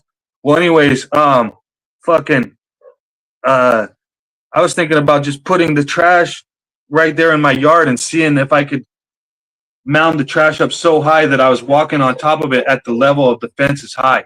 You know what I mean? Like all of a sudden my yard, I'd have to like fucking like add on to my, I'd have to like put a hole in my roof and then build a door that comes out of my roof and just step right off my roof onto the trash that's in the yard, mounded up, retained by the fence. That has been an artistic dream of mine for a while, but I haven't really dove into it. You know what I mean? Yeah. And most people aren't going to think that way, but I am very comfortable. Nothing would make me more comfortable than to have a fucking mound of fucking trash 4 to 6 feet deep surrounding my house to where you could barely even fucking see the house. Like, how do they even get in and out? You know? A lot of it has to do with it with my wife being not having the use of both of her arms and legs. She keeps me from a lot of the protests I want to do. It's sad because she didn't keep me from this last protest, which they escalated into actually committing crimes against me and then charging me for my reaction to their crimes. You know, that was something I could easily see was going to happen, but I figured that if I had it on camera, that it would just get dropped like this, or like fucking I would somehow win. You know what I mean? But there is no winning when they're the criminals. Who are you going to call? Definitely not the Ghostbusters. The fucking law enforcement is going to show up and fuck you up. Even if you quote unquote win, when the game is a game of stupid, there's no winning anyways. Yeah, when the game is a game of fucking irrelevant nonsense that shouldn't be happening in somebody's life, you're never gonna win, because it's like mine life right now. Yeah, I am so far from home. I can't even go back because I'm threatened by this fucked up county agency. yeah. And that being said, though, it's irrelevant. The whole fucking thing is irrelevant. They should be fucking allowing me to live. When I protest, they should be fucking. They are the number ones in their rules, not mine, that are supposed to fucking. No, that's where you got it backwards. That's where you no, it's their rules. It's their rules. It's not their backwards. Narrative that they use. No, it's not even their narrative, because their narrative is that they own the fucking public and it's their building. And if they read their rules, their whole narrative would be like, what the fuck? So we've been committing crimes against these people this whole time? I'm talking about when it's propagated, not when you're directly with them. The narrative is propagated mostly by the people themselves, that it's the reverse of what it is. And that's why I said people are gaslighting themselves mostly than more than anything else. Hold on, I'm going to respond to Howard County Observer. My wife had 3 strokes. Or she had 3 major strokes, but she's left having strokes all the time. She has what's referred to as mini strokes, but it's where you get dizzy during the daytime. But yeah, it's pretty sad. My wife had like the first year is a milestone. If you live past the first year, then if you live past the 3rd year, then if you live past the 5th year, then if you live past the 10th year. So my wife's been living pretty long, but it's usually not the stroke that kills you. It's the complications to life that happen to you. Like, she had a stroke when she was 38. She's going to be 50 this year. So, the older she gets, the weaker she gets, the more she has to sit around, the more heavy weight she gets on, the more she can't walk, because you can't even expect her to fucking exercise. You know, I'm always trying to talk to her about like just laying on her back on the bed and sit there and do swim movement. You know what I mean? Just to like sweat. But who would want to fucking sit down and sweat and fucking be all sweaty? Plus age. When I was like a buck, I could work the fuck out. I don't know one motherfucker that could keep up with my ass. When I was like 25 and 27, I don't give a shit who you are. I'll fucking run you till you puke. You know what I mean? And fucking, next all of a sudden, now that I'm older, I'm 43 now. Shit, this sure ain't 25, I tell you that. You know? Tell you that. I'm fucking dying. I'm living in a flesh sack right now. My 20-year-old mind is still fucking living around in a fucking 40-year-old flesh sack that's gaining arthritis all up in the neck area, the shoulders. That fucking Fortunately, a temporary flesh sack. oh, definitely. Fortunately, a temporary flesh sack. You know, Right. So you know what the beautiful part about that is that since it's temporary, there's no reason to be attached to it, especially oh, I know. mentally. Dude, I've been suicidal since I was 3 years old. No, You no, know, that's not what I mean. I mean, I've never been attached to my flesh sack. no. I mean, I attached in the sense of like, It's any. Oh, how do I explain this? Well, let me get outside my that and put it PE in my another PE perspective. teacher. My PE teacher told me one time when I was like in 7th grade. He told me like, "Why do you throw yourself down so much? You're gonna regret that when you get older. You're gonna regret when you get older for throwing yourself on the ground so many times." And I used to be like, motherfucking shit, I don't give a fuck what pain I'm in, I'm gonna keep going.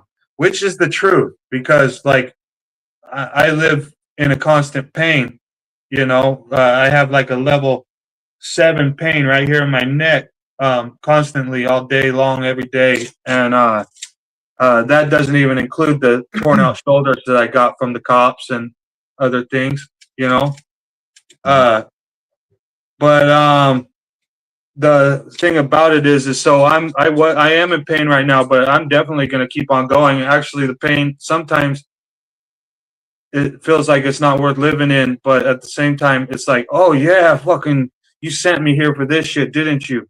You know what I mean? When I'm like talking to God, and then on top of it, they the thing is about it is my that same fucking God speaks English. that same Go on. history Go on. course. Yeah, that same history course, or that same history teacher. He was our PE teacher and our history teacher. He fucking shot himself in the heart with a deer rifle. Yep, right there at his house. Mm-hmm. There was another teacher. Him and this other teacher. It's so weird, dude. Because I went to jail when I was like in 12th grade for a freedom of speech issue where my teacher's name was Mr. Burns. Funny enough, my mom's maiden name is Burns too. Like it's spelled the same and everything, right? Mm-hmm. We're probably from the same clan, his family and mine.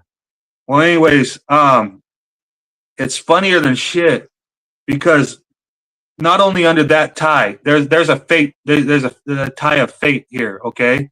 Because this fucking Mr. Burns, he was like he wasn't even a dick to me. He wasn't even a dick, but he didn't want me to be a class clown either. But I was already beyond all these fools. You know what I mean? So I didn't have really any reason to be nothing but a class clown.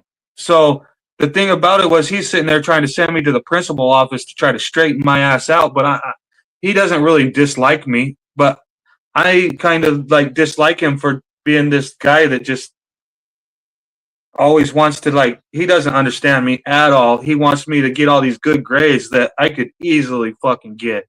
And then on top of it, he just wanted to like punish me for being a clown. Well, anyways, not that I don't like Mr. Burns, because like I always liked Mr. Burns, right? No matter what part of my life, even when he was the starting of my teacher, even when he was the last day he's ever been my teacher, and even years after he was my teacher, I still like the guy. But it's funny because Mr. Burns, he's a handsome motherfucker, you know, short, little, handsome motherfucker. And Mr. Carter, the history teacher, Mr. Burns was the English teacher and like the 7th grade teacher. Mr. Carter was the history teacher and the PE teacher, and a coach for the track team and football team, basically, and basketball team. He did 1 or 2 years of, but he shot himself in the heart, so he no longer could be a part of our lives. You know what I mean? But anyways, Mr. Carter and Mr. Burns, they basically came to the small town to be teachers on almost the same year, along with this other teacher that was an elementary school teacher. And it turns out she was okay looking, you know, she wasn't the hottest female in the region, you know, but it turns out that both Mr. Carter and Mr. Burns liked this third teacher that was the elementary school teacher. Mr. Carter was more of a high school teacher. Mr. Burns was more of a junior high teacher, and fucking this lady was more of a elementary school teacher. Anyways, they all share different. We're talking about a small ass school where fucking like everybody in school only makes up, you know, one building. You know, there's probably only like 20 classes, and that makes up all through K through 12 or whatever. So, anyways, to get back to it, Mr. Burns and I didn't get along hardly at all, even though it wasn't even really a not getting along. It was more that I was just a class clown and he was having to fulfill his role as a teacher. You know what I mean? Trying to tell me to not act that way.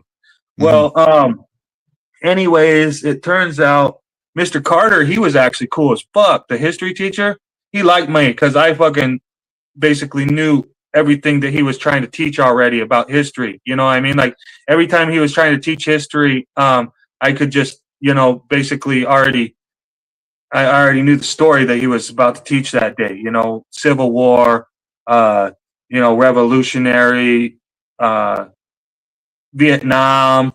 When I was a little boy, oh man, I wanted to be a fucking cop. Before I turned 9 years old, like from the age as far as I could remember to the time I was 9 years old, I wanted to be a fucking cop.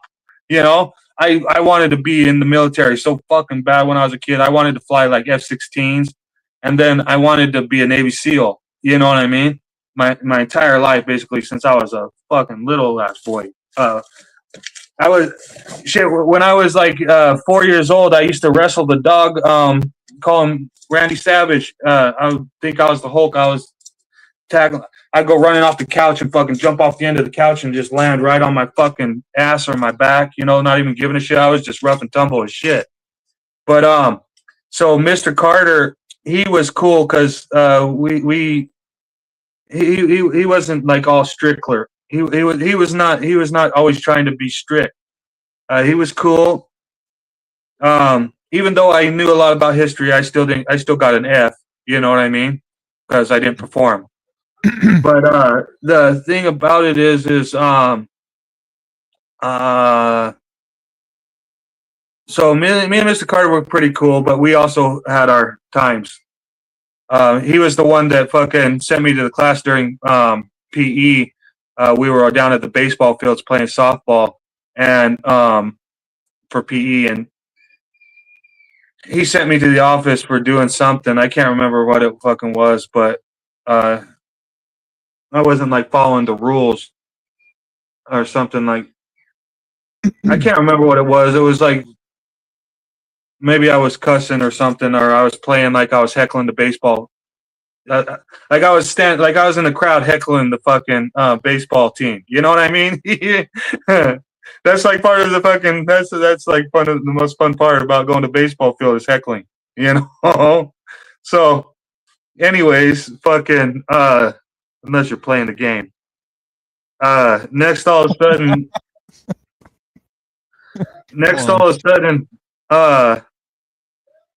yeah, it turns out Mr. Burns, one time in 7th grade, I'm telling him, or he's trying to send me to the office, and instead of going to the office, I'm just like, fuck you, you know. And I made up a little jingle that morning because that morning the fucking Metallica came out with "Give Me Fuel, Give Me Fire, Give Me That Which I Desire," and next, all of a sudden, which is like a demonic jingle, you know. But anyways, that's neither here nor there. I'll still listen to it, even though I, you know, like fucking I'm Christian and fucking blase. You know how American Christians are. We're not taught to fucking truly believe. But anyways, fucking next, all of a sudden, I make up this jingle: "Give me fuel, give me fire, give me a match so I can burn Mr. Burns." You know, and Mr. Burns like takes it all literally, like, "Oh, I'm going to the office right now. You threatening me and everything like that." It's like, no, not threatening you. I'm standing in a 7th grade class with a backpack, you little fucking bitch. You know what I mean? Like, fucking, you're the fucking adult here. I'm a 12-year-old fucking boy. Like, what the fuck do you think? I don't give a shit about you, so you don't care. Like, you think that you're gonna do, you know? Well, anyways, they sent me to the office and they called the cops on me, and I went to jail. Instead of taking me to juvenile hall, they took me to the adult jail and even booked me into the adult jail. My stepdad was a deputy though, so fucking they treated me different than other kids. You know what I mean? Um, and they knew how defiant I was to my stepdad. You know, I fucking hated cops by then. I fucking couldn't stand my stepdad's little bitch ass. And cops, they tried to stop me from skateboarding when I was 9 years old. That's when I fell out of love with cops. You know, it's like, what the fuck? I ain't gonna be one of them cops. I can't. They don't even like skateboarding. What a bunch of pussies. Nowadays, cops get on a skateboard and act like they're gonna do something like, for like this show of like, look at me, I'm cool. Look at, I can like roll around the skate park. You know, but I still to this day haven't seen one fucking cop that actually fucking can shred. You know what I mean? So, fucking, that was 1992. You know, 1994. That was 1992, 1994. To now, you would think a fucking cop can shred by now. They're not. They're not shredding. They're not shredding at all. They're fucking learning how to hurt people. Nothing The new. thing the thing about it was sad because Mr. Burns, he actually Mr. Carter actually liked the teacher first, the dark haired elementary school teacher. They all showed up in the small town at the same year.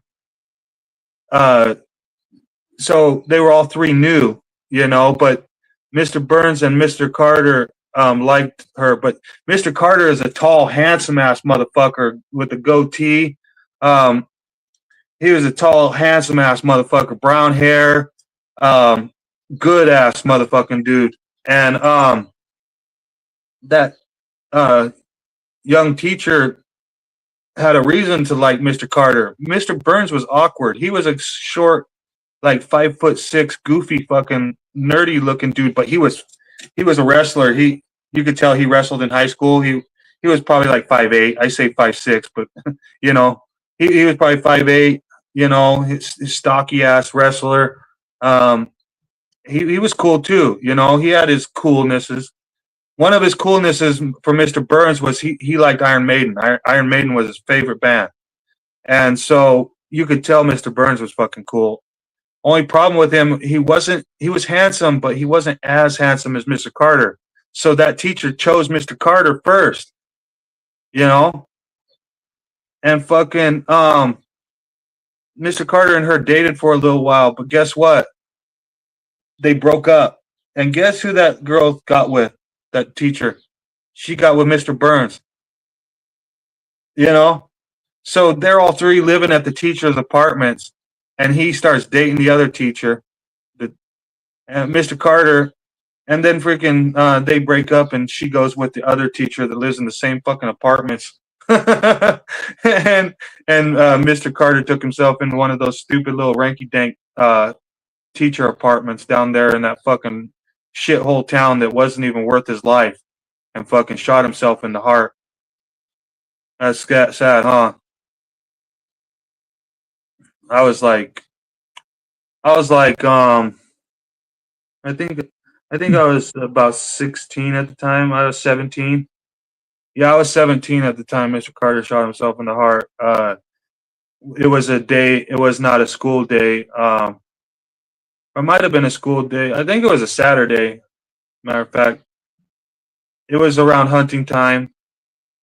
Um, or it was around deer hunting time, so it was sometime in October and October, November, and then on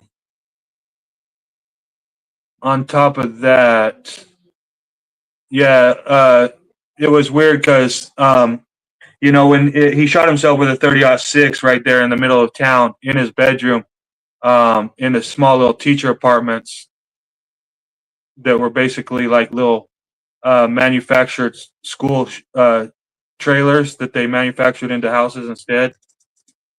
Um,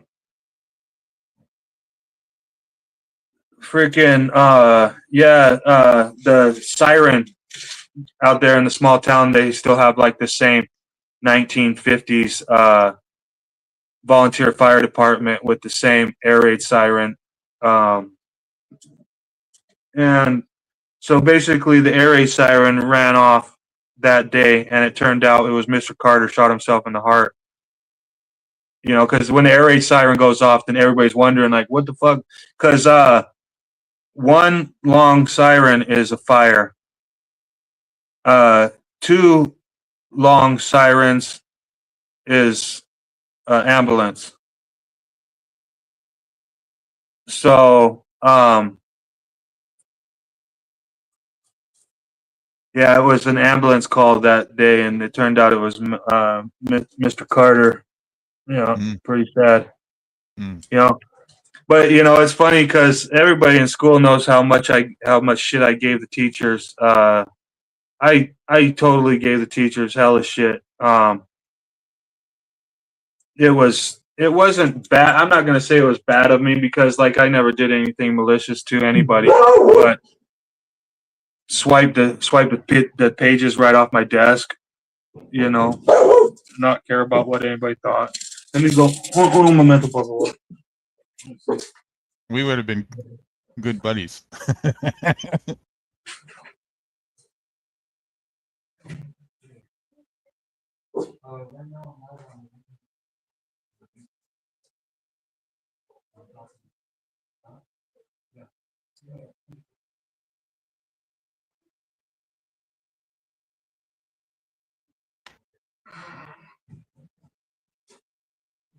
Gracias.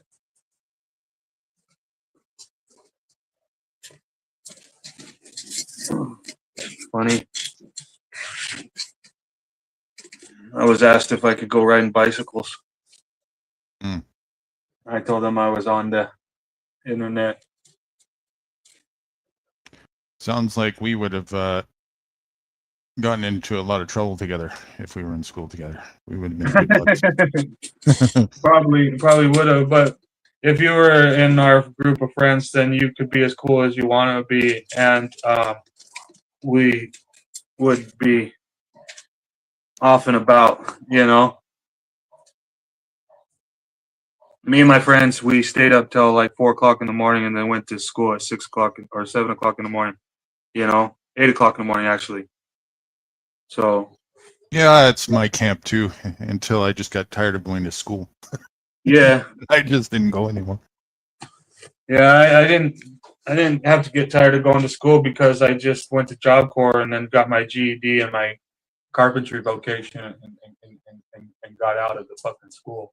You know I would have stopped going altogether a lot sooner than I did, but I keep my promises, and the only promise my mother ever asked of me was to finish high school. And so I kept it, but it wasn't for me. It was just for her. And now I regret that too. I wish I should have left earlier. I know. Like if you could see some other things than what you could see back then, you could have even done way more. Yeah, the little I did, especially in the last 2 years, was such a waste of time. Like, but they set that up because your freedom clashed with their curriculum, and it turns into clownery instead of what you should have done, which is like totally leave the system, forget the curriculum, join like a fishing boat somewhere and sail off across the fucking world. That's right. You know what I mean? Yeah.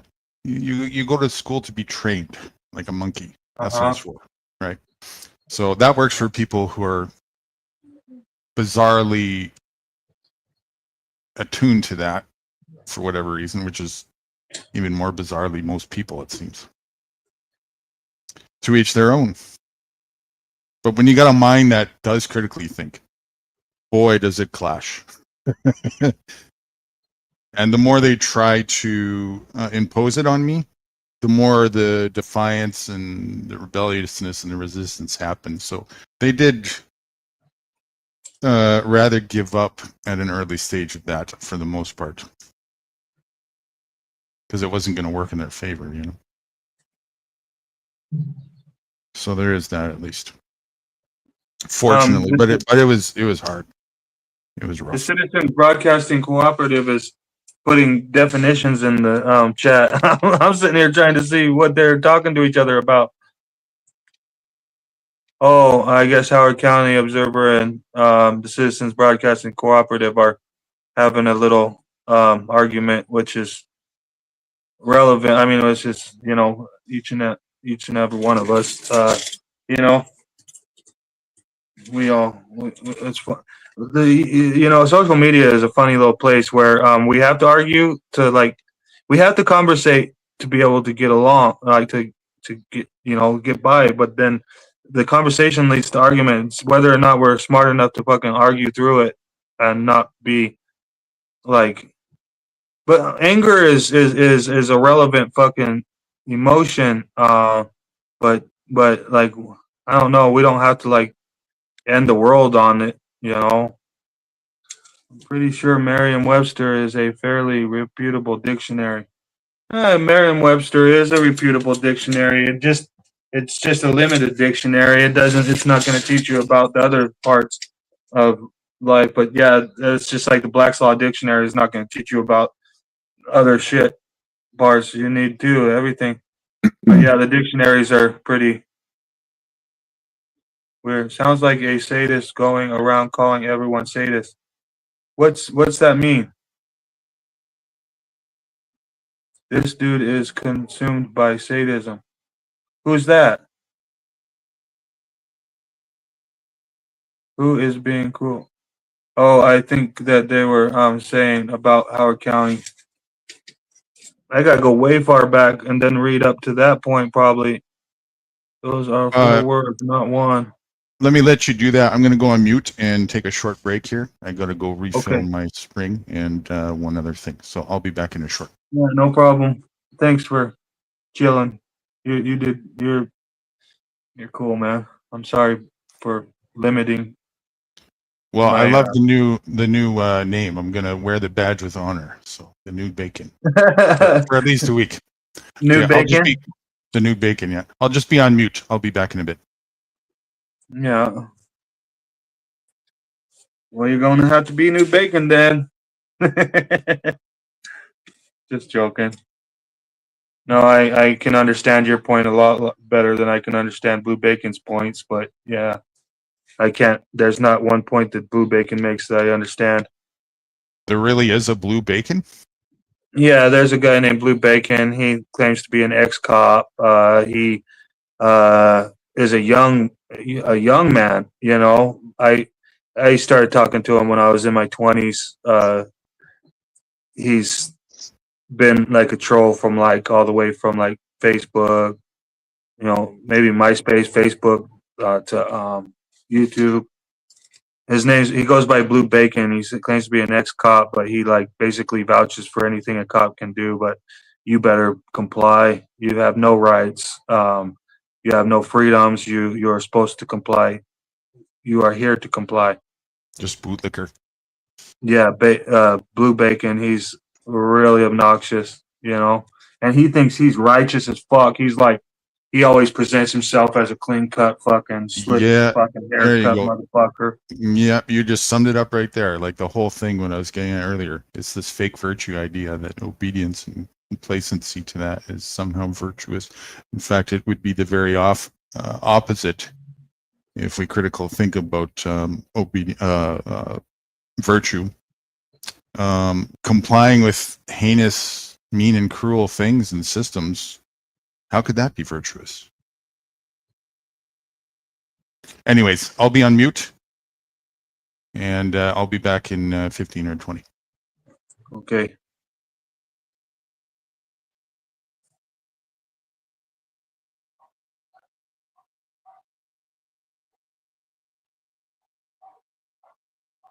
What word are you guys trying to define? Force wasn't even the word we were defining. I'm nuts. It's like ching, ching, ching, ching.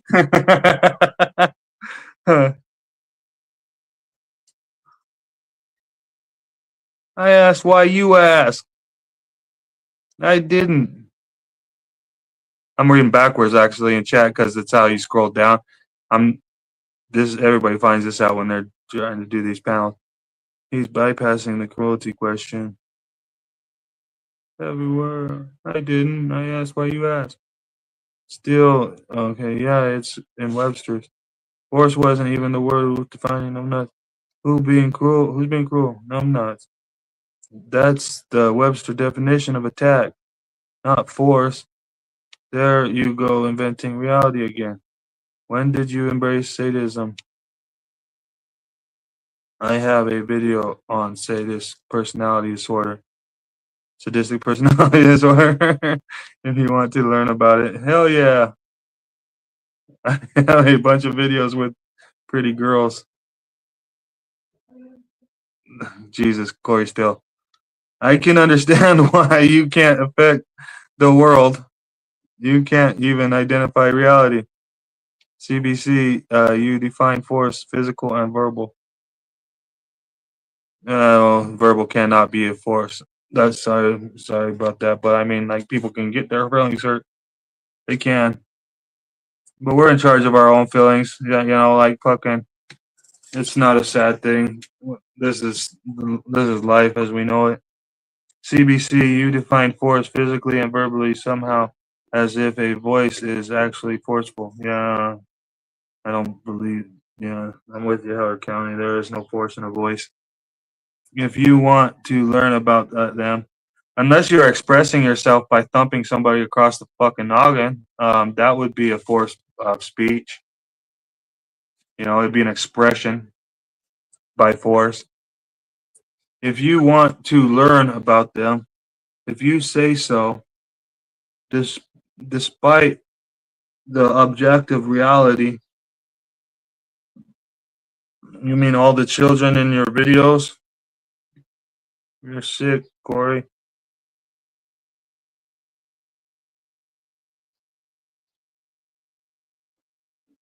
Yeah, he's hurt. He knows he's hurt, and he doesn't deny it.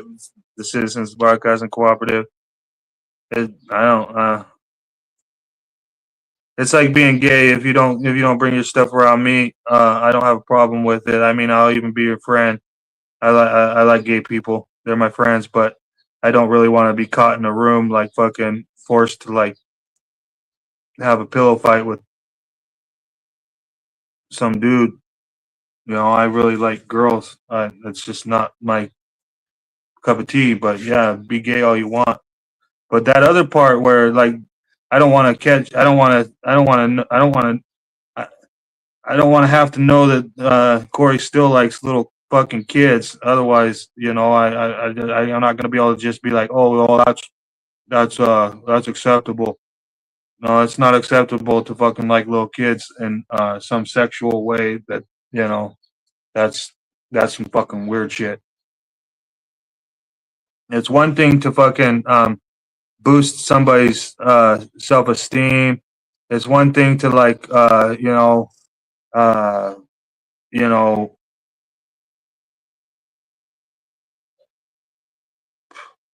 don't know, make people feel good about themselves, but to fucking do weird shit with children, oh nuh-uh. That would be bad. No. Attack was the word being defined. I prefer the Oxford definition since words can't hurt, despite your attempts. I don't know about that, Corey Steele. Because I hardly take off my beanie, huh?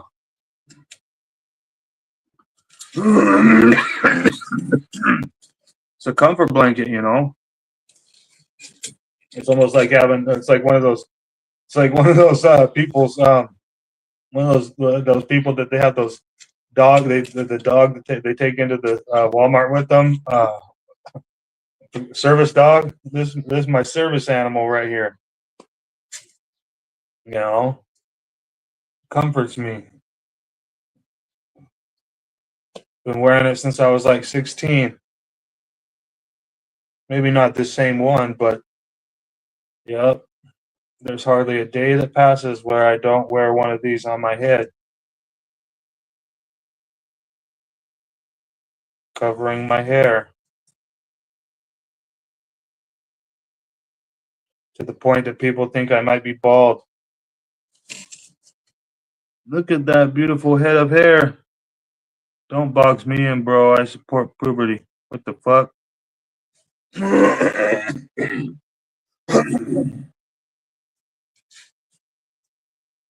Yeah, there's all sorts of aspects about it, Corey Steele, that, I I comprehend that I don't want to talk about because it's not my cup of tea at all. But you know, there's all sorts of shit like what you're trying to fucking go there with. But I'm not gonna be the one to fucking slap the handcuffs on you. But I'm sure that there are gonna be somebody to slap the handcuffs on you if you keep on going further. You know what I mean? Like, don't be acting upon your little fantasies, bro.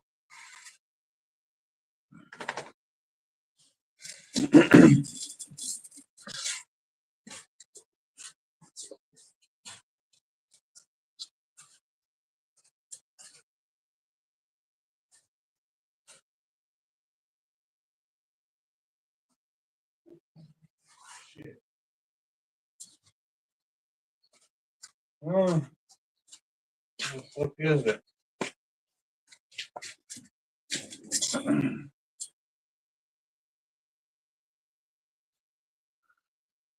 Big Pen has his blanket too.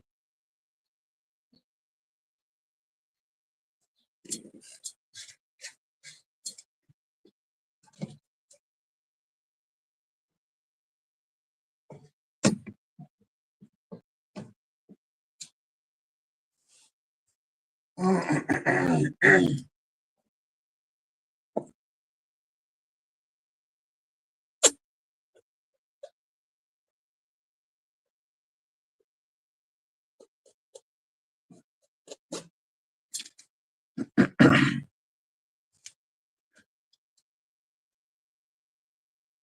already put some in here.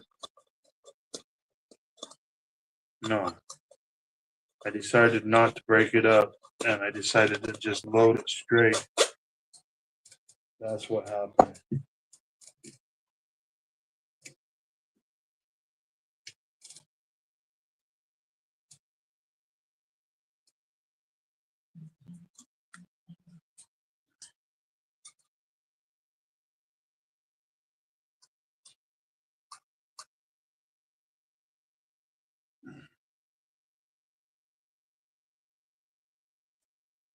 Yeah,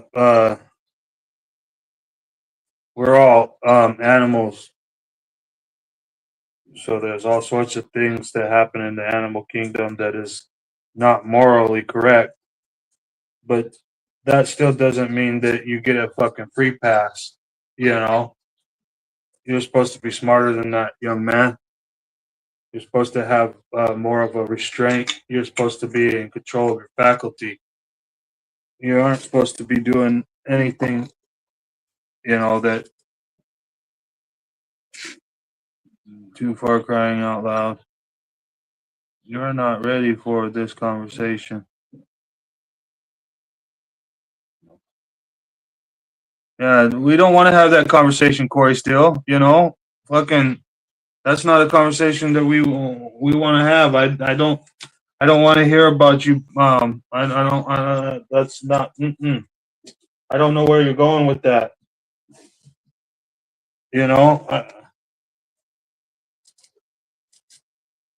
I don't know whether you're being provocative.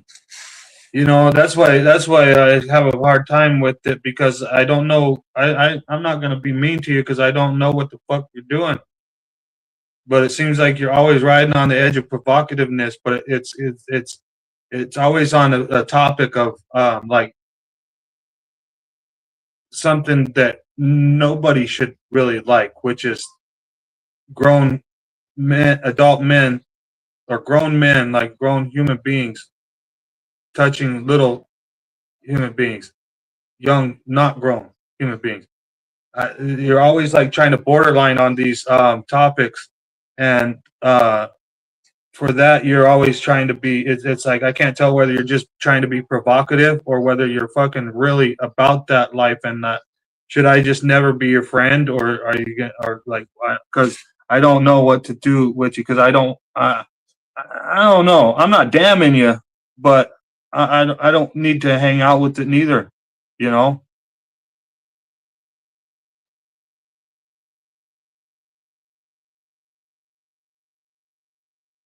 Yeah, there's a lot of people on YouTube that think that Corey is some kind of toucher, Howard County Observer.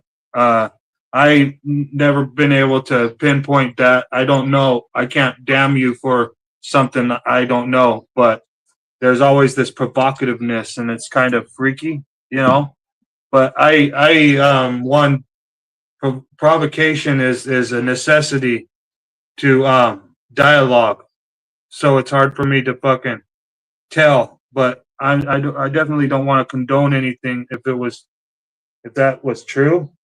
No, no. And then you're coming over here and probably making me look fucking bad by being here. Which, so then do I have to be mean to you because of the feelings of others?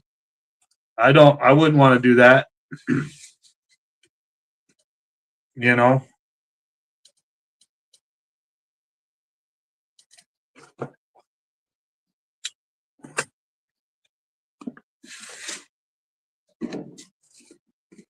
I'm not trying to get caught fucking trying to damn you because what others think of you, but you always borderline on weird. Yeah, I can't say I'm fully aware either, Howard County, but I've seen everything. You know, like when I first met Corey, he was being hated on extremely in a chat room by a bunch of women. But I watched his videos, and his videos don't seem anything but uplifting. But then he takes those videos that look like nothing but uplifting, um, like he's a very uplifting spirit, you know. But then you can't tell whether or not he's like these are like grooming videos or something. It's weirder than fuck, I could tell you, but you know, I'm not one to judge. That's the problem with siding with fellow sadists. You never know how depraved they are.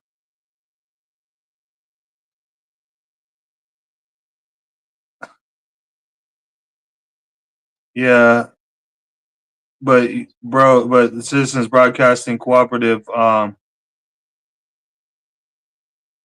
I don't know.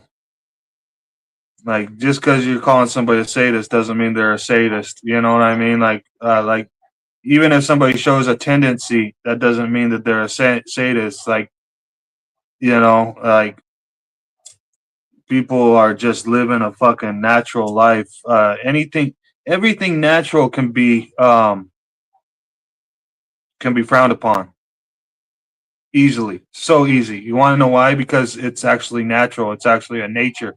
It's a necessity to life. It's happening. It's happening because of the instincts of our natural lives. Oh, you didn't call nobody a sadist? But what did you mean by that's the problem with siding with fellow sadists? You never know how depraved they are. Merely pointed out the behavior of a sadist, huh? Yeah, sadists are different.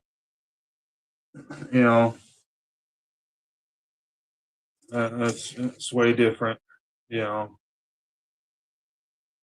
I seen a fucking video on Facebook where a dude had like cut a pig across the throat, and the pig was still alive because all he did was cut into the neck and basically performed a surgery into the trachea. You know, didn't go beyond the trachea, there's a separation of flesh between our trachea and our vitals. So it's easy to cut into the neck without killing somebody. You can cut all the way through their trachea and they still are living and breathing and everything. That doesn't mean they're in a good place, but this man did this to this pig and then was holding the wound open like this and then let the pig down on the ground to walk around with that wound.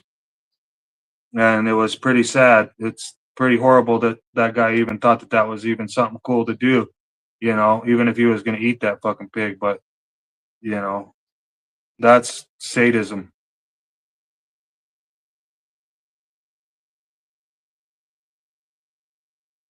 Like all the sadists who used to record with true nor transparency until they couldn't even depravity anymore. Why was True North a sadist?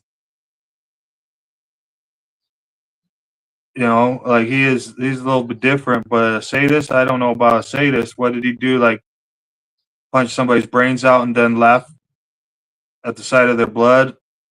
what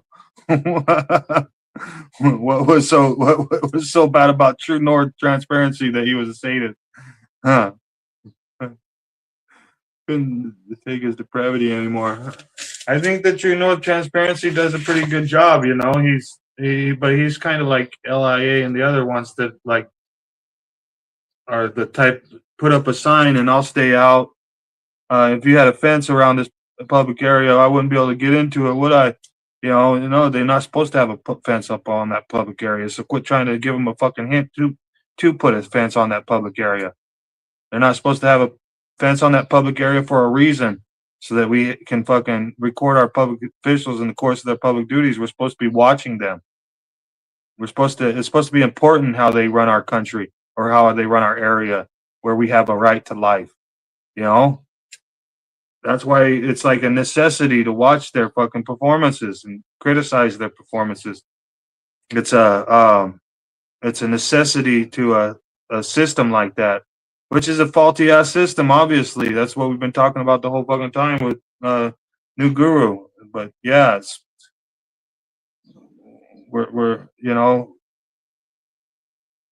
it is a society. I have a live about it. It's pretty concise. Okay, I'll try to look at that. I'll try to find it. Do you have a title to the live?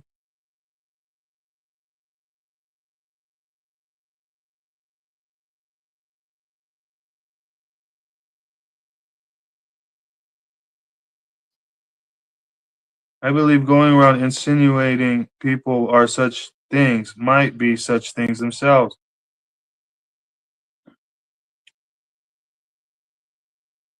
Who knows? It's all a bunch of back and forth. That's what happens in an argument. People say things to others that they think that they.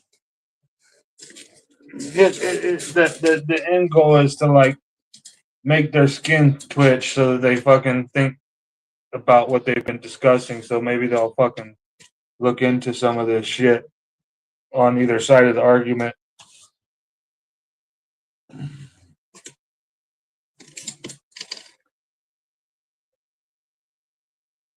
Thanks.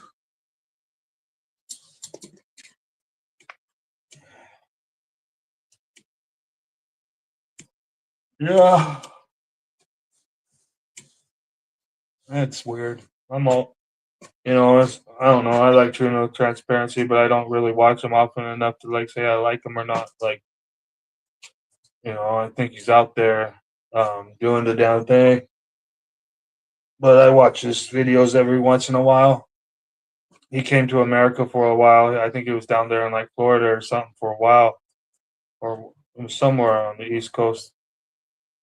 Was it even the East Coast? I know it was in the United States for a while.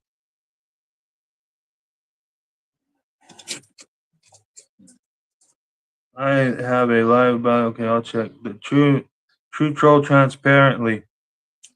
You are who I am. The generational sadist. Okay, I'll watch that shit.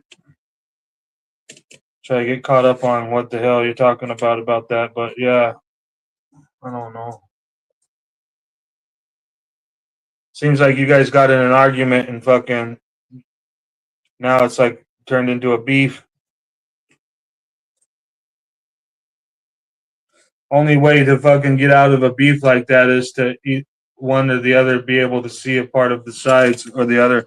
Like when we were in a beef, I could I could understand your side, so it wasn't too much of a beef because you know I was willing to try to see what you were talking about instead of just straight constantly fighting against you. You know. All right.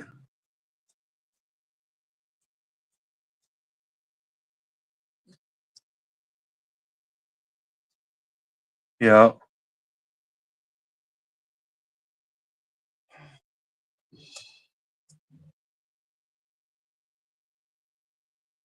If there was no public service employees and the people were running amok and there was my neighbors' houses were getting broken into and people's mothers were getting slapped, I would at that point I would um offer to swear to the oath to um uphold other people's rights, set aside my own.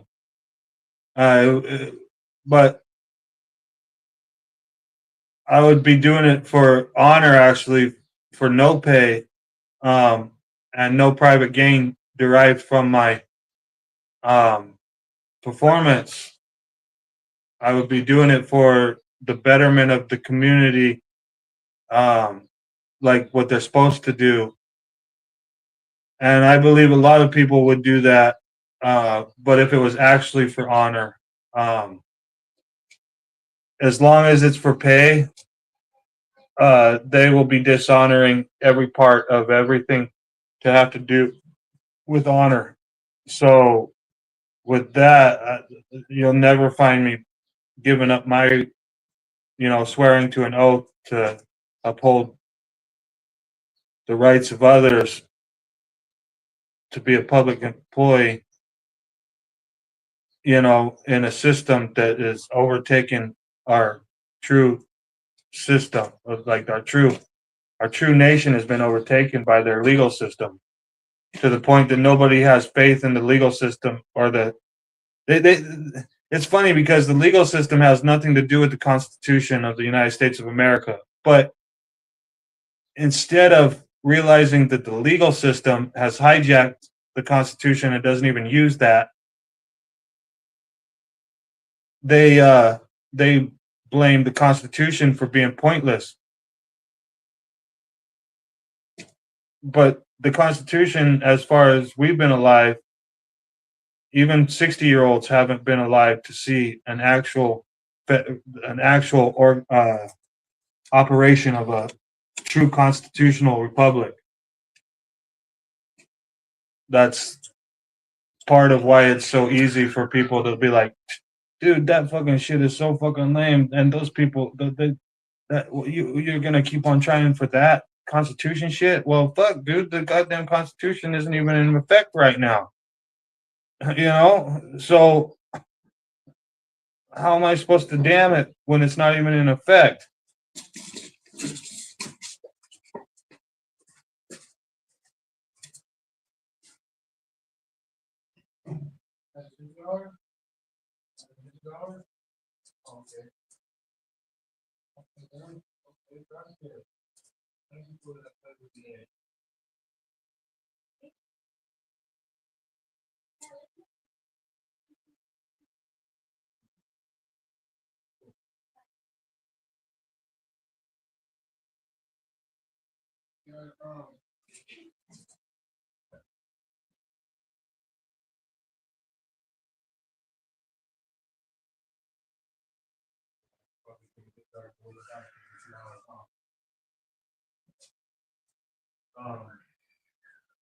Give me a second.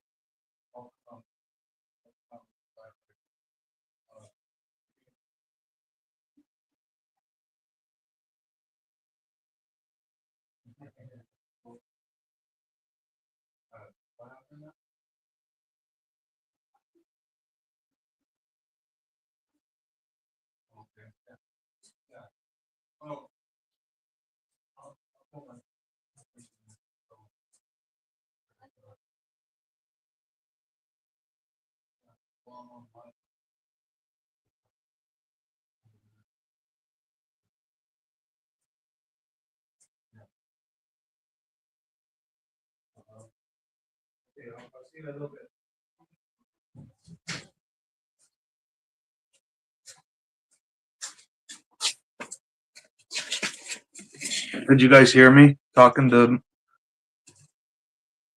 the friend that wants me to go ride bikes? I just know I am not cruel to other life forms. Yeah, okay.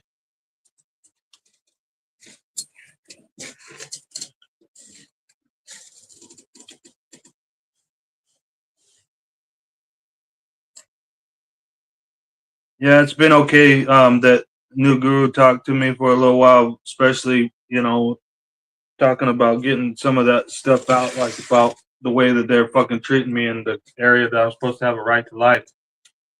Yeah, it's not even. I shouldn't even want to be going back to that place. Those public service agents aren't getting caught, and they're being allowed to do whatever they want. Why would I want to go back to a place? I can't go back to a place where they're going to continue to protect and serve.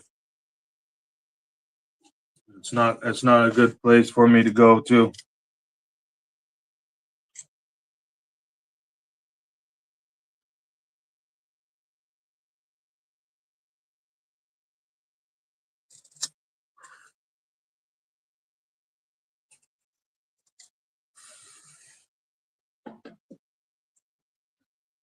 I think I'm gonna go and go take a couple laps around the block on the old 21 speed.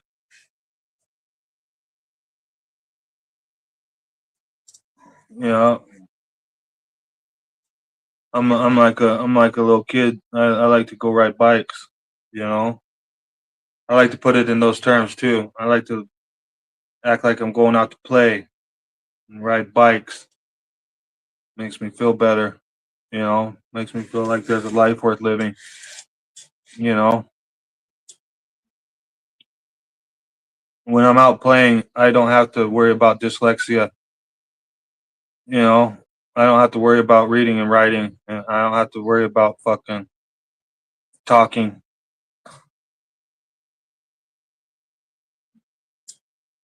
Hell yeah.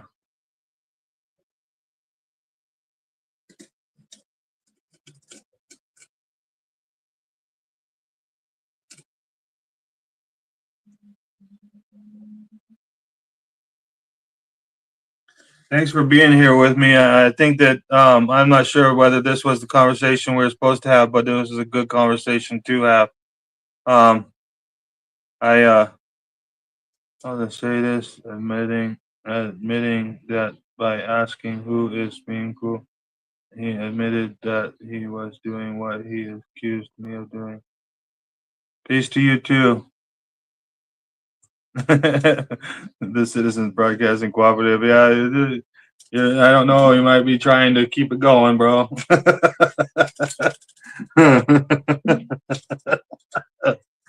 uh, I'm a fucking sadist, you know.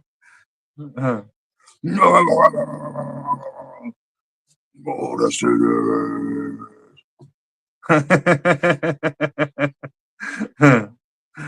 Sorry, roommate talking to me. Oh, yeah, that's badass.